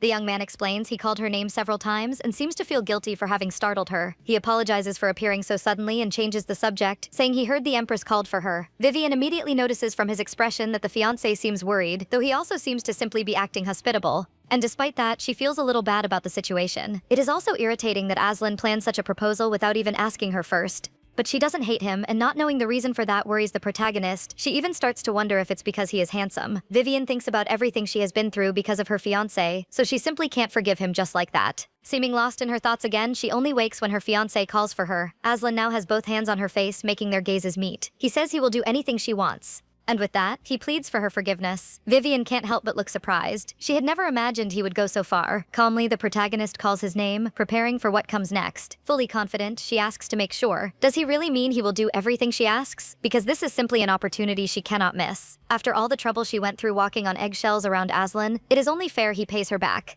The big smile stamped on the protagonist's face at this great and joyful news ends up fading. She looks at her fiancé, who has the face of an abandoned puppy. His gaze also seems sad and at the same time gentle, and that seems to shake Vivian a little. He looks terrible. It happens every time she sees his face like this. Her determination ends up weakening. After a long silence, the blonde clears her throat to break the tension and says, "Then tell me here and now exactly what you did wrong without hiding any details." After a long sigh, Aslan says he nearly caused her a tremendous humiliation and reveals he intended to come up with a better proposal, which prompts Vivian to scold him. The protagonist says that her whole life she has been surrounded by rumors spread by others and questions whether he still doesn't understand why she is so angry. The silence that follows suggests he truly doesn't. But Aslan soon admits the whole thing was a matter between the two of them, yet he ended up following someone else's words, and goes on to admit that he didn't want to be considerate toward her. Aslan cups his beloved's face in his hands and says he is a fool, admitting she should have been the first person to know about the engagement ceremony. Vivian accepts his apology, understanding that her fiancé must feel uncomfortable with conversations like this, but says he handled it very well. But she is still not ready to forgive him, so she pulls away briskly. The protagonist reminds him there are 2 days left in the hunting tournament, and proposes that he bring her a very beautiful animal. Only then will she forgive him. And that is her plan, because even with Aslan's abilities, he wouldn't be capable of pulling something like that off in that time frame. This is her good way of getting even. Aslan says, "If I can earn your forgiveness, I would gladly give up the honor of victory." Even trying to hide it, the protagonist is completely beaming with this declaration and finds it a little excessive, so he decides to make a counter-proposal. The prince says that following the tradition of the hunting tournament, he asks whether she will give him a kiss if he is the winner. Vivian knows what he means. Aslan is referring to the tradition in which the winner of the hunting tournament offers the prize to his beloved and receives a kiss in front of everyone. Obviously, the protagonist finds this great audacity from someone who is the one seeking forgiveness, and besides, he needs to be sure he can win. But Vivian knows winning in 2 days is something impossible, so she ends up accepting, and soon those 2 days pass and it is the last day of the hunting tournament. The young men and everyone around them are stunned by what lies before them. Fallen on the ground is an enormous bear, weighing roughly 4,500 kilograms. Many whisper that the Archduke is in a league of his own, not to mention it's impressive given that he caught a huge white stag a few days ago, so no one would be surprised if he is announced as the tournament's winner. Speaking of him, the Archduke Astaroth finally makes his appearance. Everyone salutes his triumphant entrance, impressed by his outstanding performance, and this is not a good moment for the protagonist, who is completely doomed. While Aslan is up at the altar receiving all the glory, Vivian knows it's too early to give up. She is ready to put her specialty in escaping into practice. But before she could do that, Aslan announces her name, saying he would like to bestow this honor upon his one and only true fiancé. The Archduke walks toward her. He asks if she forgives him now. Vivian knows how very arrogant it was, but a deal is a deal, and so she turns around ready to pay her debt. Before she can do so, Aslan makes her pause for a moment and asks why she is pressing her lips together so hard. The protagonist can't help being in a state of panic, saying she can't help it because she has never done this before, apart from a kiss on the cheek. She whispers that there are many people watching, so she fears that if they do it wrong, it will only worsen their reputation. But soon Aslan silences her with a kiss, and Vivian does nothing more than return it, seeming to lose all the fear she had. Her hands tremble, but soon she finds her confidence and embraces him. With that, everyone will see their engagement is solid. Vivian thinks that should be enough, but she can't understand why her heart is beating so strangely. When the kiss ends, Aslan asks if she is alright. Despite confirming it, the girl looks away, certain it must be due to the festive atmosphere. From the attempted poisoning of the Empress to Aslan's new hunting record. And so the tournament finally came to an end, amid thunderous applause from the crowd. After that, they returned to Blackford, and all the protagonist longed for was a peaceful and tranquil life, as if recovering from wounds suffered in the grave. At least that was what she had hoped. Vivian is seated in her chair reading a paper that appears to be something very important, surrounded by many people all talking among themselves. One of the men announces that His Highness has ordered the floors and walls of the banquet hall to be replaced, while another speaks of having arranged for even the chandeliers and windows of the room to follow the latest trends. Basically, Vivian is being pestered by these men wanting her to take a look at their catalogs, and she wonders why she has to deal with this madness the moment she gets back. Ever since returning from the capital, she has had no time to rest because of her 18th birthday and the coming-of-age ceremony that are approaching. Many people are at the door. Jesus, who arrives, notices the madam appears to be a little busy, but he needs to speak with her urgently. Even with so many visitors at Blackford, that will only make it easier for the mage to slip in unnoticed. And with his tricks, the man wonders whether Vivian will recognize him this time. Meanwhile, they are trying to push catalogs of the finest imported pieces on the protagonist. She finds it all so overwhelming, she expected to simply smile and endure it, but it seems she doesn't have much of a choice. Fortunately, the protagonist has a card up her sleeve. After the dreadful sounds of coughing are heard, her guards come to her asking if she needs to call the imperial physician. But Vivian assures them she just needs to rest a little. Dylan attends to her wish, saying he will send the merchants back the next day, though she wishes they would never come back. Everyone begins to withdraw, and so the protagonist can finally breathe in peace. But she is soon surprised to find someone still there. A platinum-haired boy with large violet eyes introduces himself as an employee of Madame Scarlet's boutique. He says he is there to take her measurements for the dress she ordered. Dylan whispers, asking if he should send the boy away too. But Vivian, with a serious look, asks him to wait. There is a brooch on the boy's clothing that she remembers seeing before, and she quickly realizes it is the Eye of Truth that Jesus likes to wear. She takes a good look at the boy. Without a doubt, it is the master of the mages in disguise. Meanwhile, Dylan tries to kick the little rascal out. Vivian tells the guard that she called the boy and allows him to come up with her. She says the waiting time at Madame Scarlet's boutique is very long, so this is a small price to pay. Dylan simply accepts this and warns her to call him if anything is needed. Soon the two of them arrive in the room and can be at ease being alone.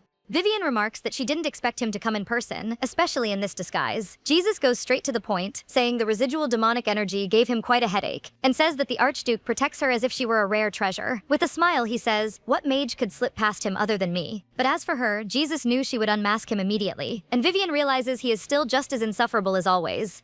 The protagonist asks whether his coming in person means he has found a way to break the black magic. However, Jesus is there to warn her it will take longer, as he has encountered an unexpected obstacle, which is surprising since Vivian imagined it wouldn't be a problem. There is something the mage would like to know. He noticed that the demon Astaroth seems to be connected to the black magic inscribed on her. Jesus wants to trace it to its origin and asks the girl if anything comes to mind. The inverted pentagram she saw in Aslan in his lion form looks very much like what is on her chest. But the problem is that it doesn't match the description in the original novel. From what is known, this requires a bond between a beast and a human, and since she never met that condition, she wouldn't be able to have one. But Jesus said the magic circle is suppressing the tuberculosis, and she has truly noticed that her symptoms have decreased. If this is not a coincidence and those bound by an impression share a life expectancy, she cannot rule out the possibility that this is one of those situations. And so Vivian's mind works through it, realizing that if this magic circle is an impression, she will not die before Aslan. But if the man dies, she will go with him. At the moment, she doesn't have enough information about the magic circle, but fortunately it seems Jesus knows something, so she will have to investigate a little further. But the protagonist is no fool, and she must be subtle and pretend she knows nothing. She says she has absolutely no idea when this magic circle formed, and asks if he came all the way there just to ask her that. With a smile, the protagonist says, "I thought you were confident. Do you think throwing out hints like that will get you anywhere?" Jesus regrets that nothing comes to mind. The mage says that in that case, she also probably doesn't know that the demon Astaroth is plotting something against House Eleonora, and that truly catches the protagonist off guard. Jesus continues, recalling what he said about the black magic on her still being incomplete.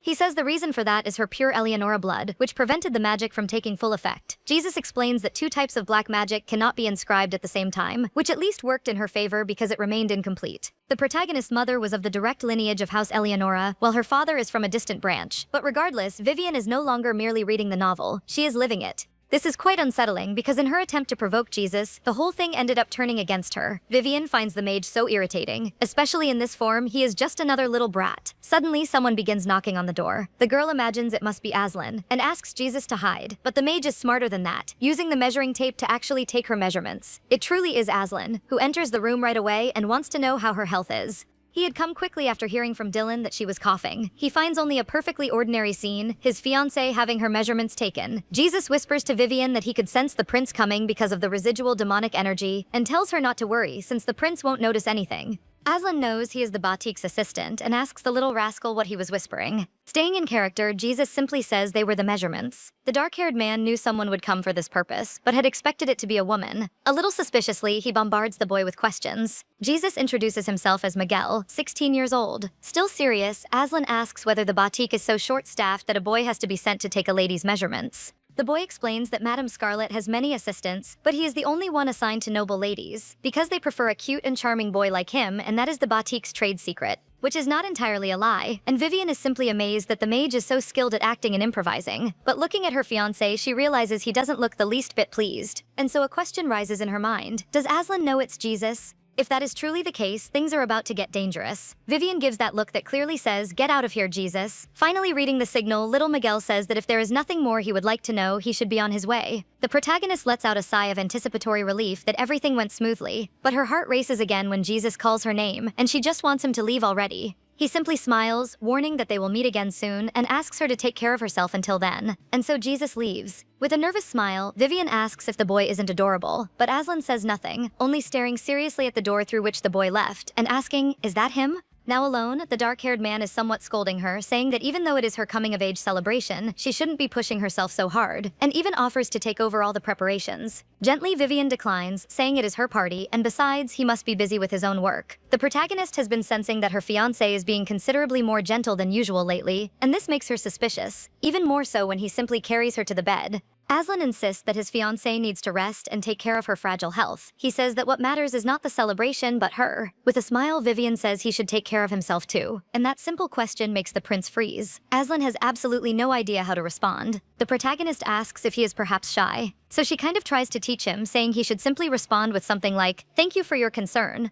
Aslan is a quick learner and gently holding her hand repeats what he was taught. "Thank you for your concern." Even though she finds it rather embarrassing, Vivian congratulates him on having taken such a big step. After that, the Archduke leaves the room. He seems to be recovering from what just happened. He is truly not accustomed to things like that. But the strange part is that he doesn't feel bad, and he has only Vivian to thank for slowly changing him. Aslan then thinks about how long Vivian has been there. He recalls when he first arrived at Blackford some 15 years ago. To be honest, he was expelled and sent there. And the atmosphere of that time was certainly nothing like it is now. Bitter snowstorms, that is what the weathered and isolated castle was known as, filled with the persistent smell of his own vital fluid. Johannes kept reminding him that the place was perfect for a filthy beast like him. But now there are signs of Vivian in every corner, and so the question remains, when will she be able to conquer this vast castle? His silence is interrupted by Diego, who appears suddenly. The butler has simply come to deliver another letter sent by Johannes. Aslan is a little irritated that his brother is clinging to an empty response his fiancée gave out of pure courtesy. He doesn't even want to bother reading it and asks for it to be torn up. But Diego is afraid that if they keep doing this, it could lead to worse consequences. He suggests that Vivian write a letter declining the invitation, but Aslan prefers to handle it personally. The dark-haired man recalls that his fiancée is ill, and politely asks that she not be troubled with trivialities. Meanwhile, Vivian is alone in her room. She thinks about Aslan, who was wounded in the sacred forest not long ago, and yet is throwing himself into sword training and official work which must be causing tremendous strain on his body. So she truly wishes the young man would take care of his health. This makes Vivian wonder if it was this very nature that led him to surrender himself to the demon without a second thought in the original story. The protagonist will not let that happen, since it would mean that if Aslan dies, she goes too. That's why she needs to come up with a solid plan if she wants to live. If her memory is correct, 3 years from now, Aslan will face his brother in a final battle, by which point Johannes will have become emperor. So Vivian has to find a way for Aslan to win before that, and place him on the throne. Thinking about it, this is not entirely impossible. Her fiancé possesses overwhelming military strength, not to mention revenue from the mana stone mines that rivals the state treasury, and outstanding skill with a magic sword. The real problem is that he is not at all popular among the other nobles. This makes Vivian despair about what to do to repair his reputation. It's almost like trying to change the tide. But her mind lights up because there is actually a way. There really is. Vivian thinks, if repairing Aslan's reputation proves too difficult, wouldn't it be easier to bring down the enemy? There is no guarantee Jesus will find a countermeasure within 3 years, so she needs to protect her own life. But she must go to Prince Johannes first, which means she will probably need to use that method again. Morning comes, and this time it is a turbulent one. Vivian collapses to the floor from coughing so hard and is supported by the servants. Breathing has become so difficult. Dylan is so attentive, he says she only has to say the word and he will do everything in his power. The guard is truly willing to do that. Vivian asks the young man to come closer and whispers in his ear, "I need you to prepare a carriage for me without Aslan knowing," explaining that she is going to the imperial palace. She explains that the prince is going to introduce her to a physician who knows how to cure tuberculosis, and that she was going to decline, but with this unbearable pain, her plans have changed. This request makes Dylan hesitate, and he ends up revealing that they are also trying to make contact with this physician. Vivian is surprised, and the young man explains they didn't hide it out of ill intent. It's just that His Highness simply wished to proceed with greater care. This was truly unexpected, and it would be problematic if Aslan reached the false physician before her. She needs to ensure the man becomes a subordinate of Johannes. Reputation works like a seesaw. When one falls, the other rises. When the false doctor's scheme is exposed to the public, it will be a devastating blow to the crown prince. So she really does need to go to the imperial palace first. Vivian assures him she will explain everything to Aslan eventually and pleads that she must go to the imperial palace immediately. The girl begins coughing again, which worries him greatly, and the young man has no other option but to accept. Johannes is delighted to see her again. The young man says he was starting to feel slighted, since she never replied to his invitation. Vivian apologizes, and secretly we all know very well why. The protagonist goes straight to the point, saying she is there to ask a favor. She says that from what she understands, he knows the whereabouts of the physician who can cure her tuberculosis. Without playing games, Johannes asks if she intends to meet him personally. Vivian confirms it and adds that her condition has worsened to the point of desperately needing a recovery. The blonde falls into thought. He says she won't need to find him personally. He reveals he intends to bring the man to the capital and recommend him as an imperial physician. He asks if that wouldn't be far more convenient for her, and making quite a tense face, Vivian asks if he would really go to all that trouble for her. The girl seems tense rather than happy, so Johannes asks if something has happened. Vivian raises her gaze and says she is deeply grateful for his consideration, but that she is concerned about the other patients. After all, he is a physician capable of curing many terminal illnesses, and by becoming an imperial physician, others may no longer receive his care. Her words give the crown prince pause. The protagonist is not wrong in her thinking. If the palace monopolizes a physician of that caliber, not even the imperial family, let alone her, will escape criticism. Johannes interrupts his scheming, saying he understands her point. He then puts forward his best proposal. What if I recommend him as an imperial physician but assign his position to the Minerva Public Hospital? It seems Vivian won't need to think too hard about how to solve that problem because the mission appears to be a success. The Minerva Public Hospital is a luxury medical facility used primarily by the upper class. Since its patients wield so much influence in society, the praise for Johannes will only grow. But when the truth is revealed, it will come crashing down. Vivian thanks the prince for this, and he asks her not to mention it, wishing her a swift recovery. He says they will speak again soon, when she is better. Shortly after that conversation, the lady returns to the second prince's palace. Vivian feels completely relieved that it went well, and now all she needs to do is wait. In any case, that physician would never refuse an offer from Johannes. Dylan pulls her from her thoughts by calling her name. The young man is nervous and already apologizes for what he is about to say next, which is that the crown prince and his master don't get along. Vivian knows this very well, especially because the reason is the Astaroth curse. Dylan says it would be wiser for her to tell her fiancé. The protagonist knows the young man is right. It would be very easy for Aslan to suspect something is happening between her and his brother. She thanks him for his concern and promises she will explain everything. That is enough to put the young man at ease again. All she can do is place her faith in him for now. Time passes and Vivian is alone in her room, but not for long since Aslan soon announces his arrival. The two of them stand face to face. After that, the engaged couple sits on the bed and an awkward silence falls between them. And Vivian finds it strange that her man is so quiet, already suspecting that Dylan may have said something he shouldn't have. Until Aslan breaks the silence by saying, "It's unbearable." The girl immediately begins to lament, imagining things are doomed, but Aslan continues saying, "You have been fighting so hard and I have failed to give you my faith." He says Dylan told him what happened earlier, but that only leaves the blonde a little confused. Aslan wants her to blame him for it, but deep down he is so ashamed he can't even look at her. Okay, so the silence was because of his guilt. At least Dylan smoothed the way for her. Vivian says she is the one who should apologize for having sought out the crown prince out of pure selfishness. But Aslan truly sees no problem with it. He wants her to care about seeking whatever is best for herself. She smiles, thanking him, and assures him she will recover. Even without saying anything, Aslan is so at peace. The young man then reaches out to touch her face, and Vivian finds herself grateful that he understood her so well. But she simply cannot understand. Even though things turned out as she wanted, she feels rather on edge. She also can't understand why her mind keeps returning to that moment. Lost in her thoughts, she is woken by her beloved calling her name. Aslan now has both hands on her face, making their gazes meet.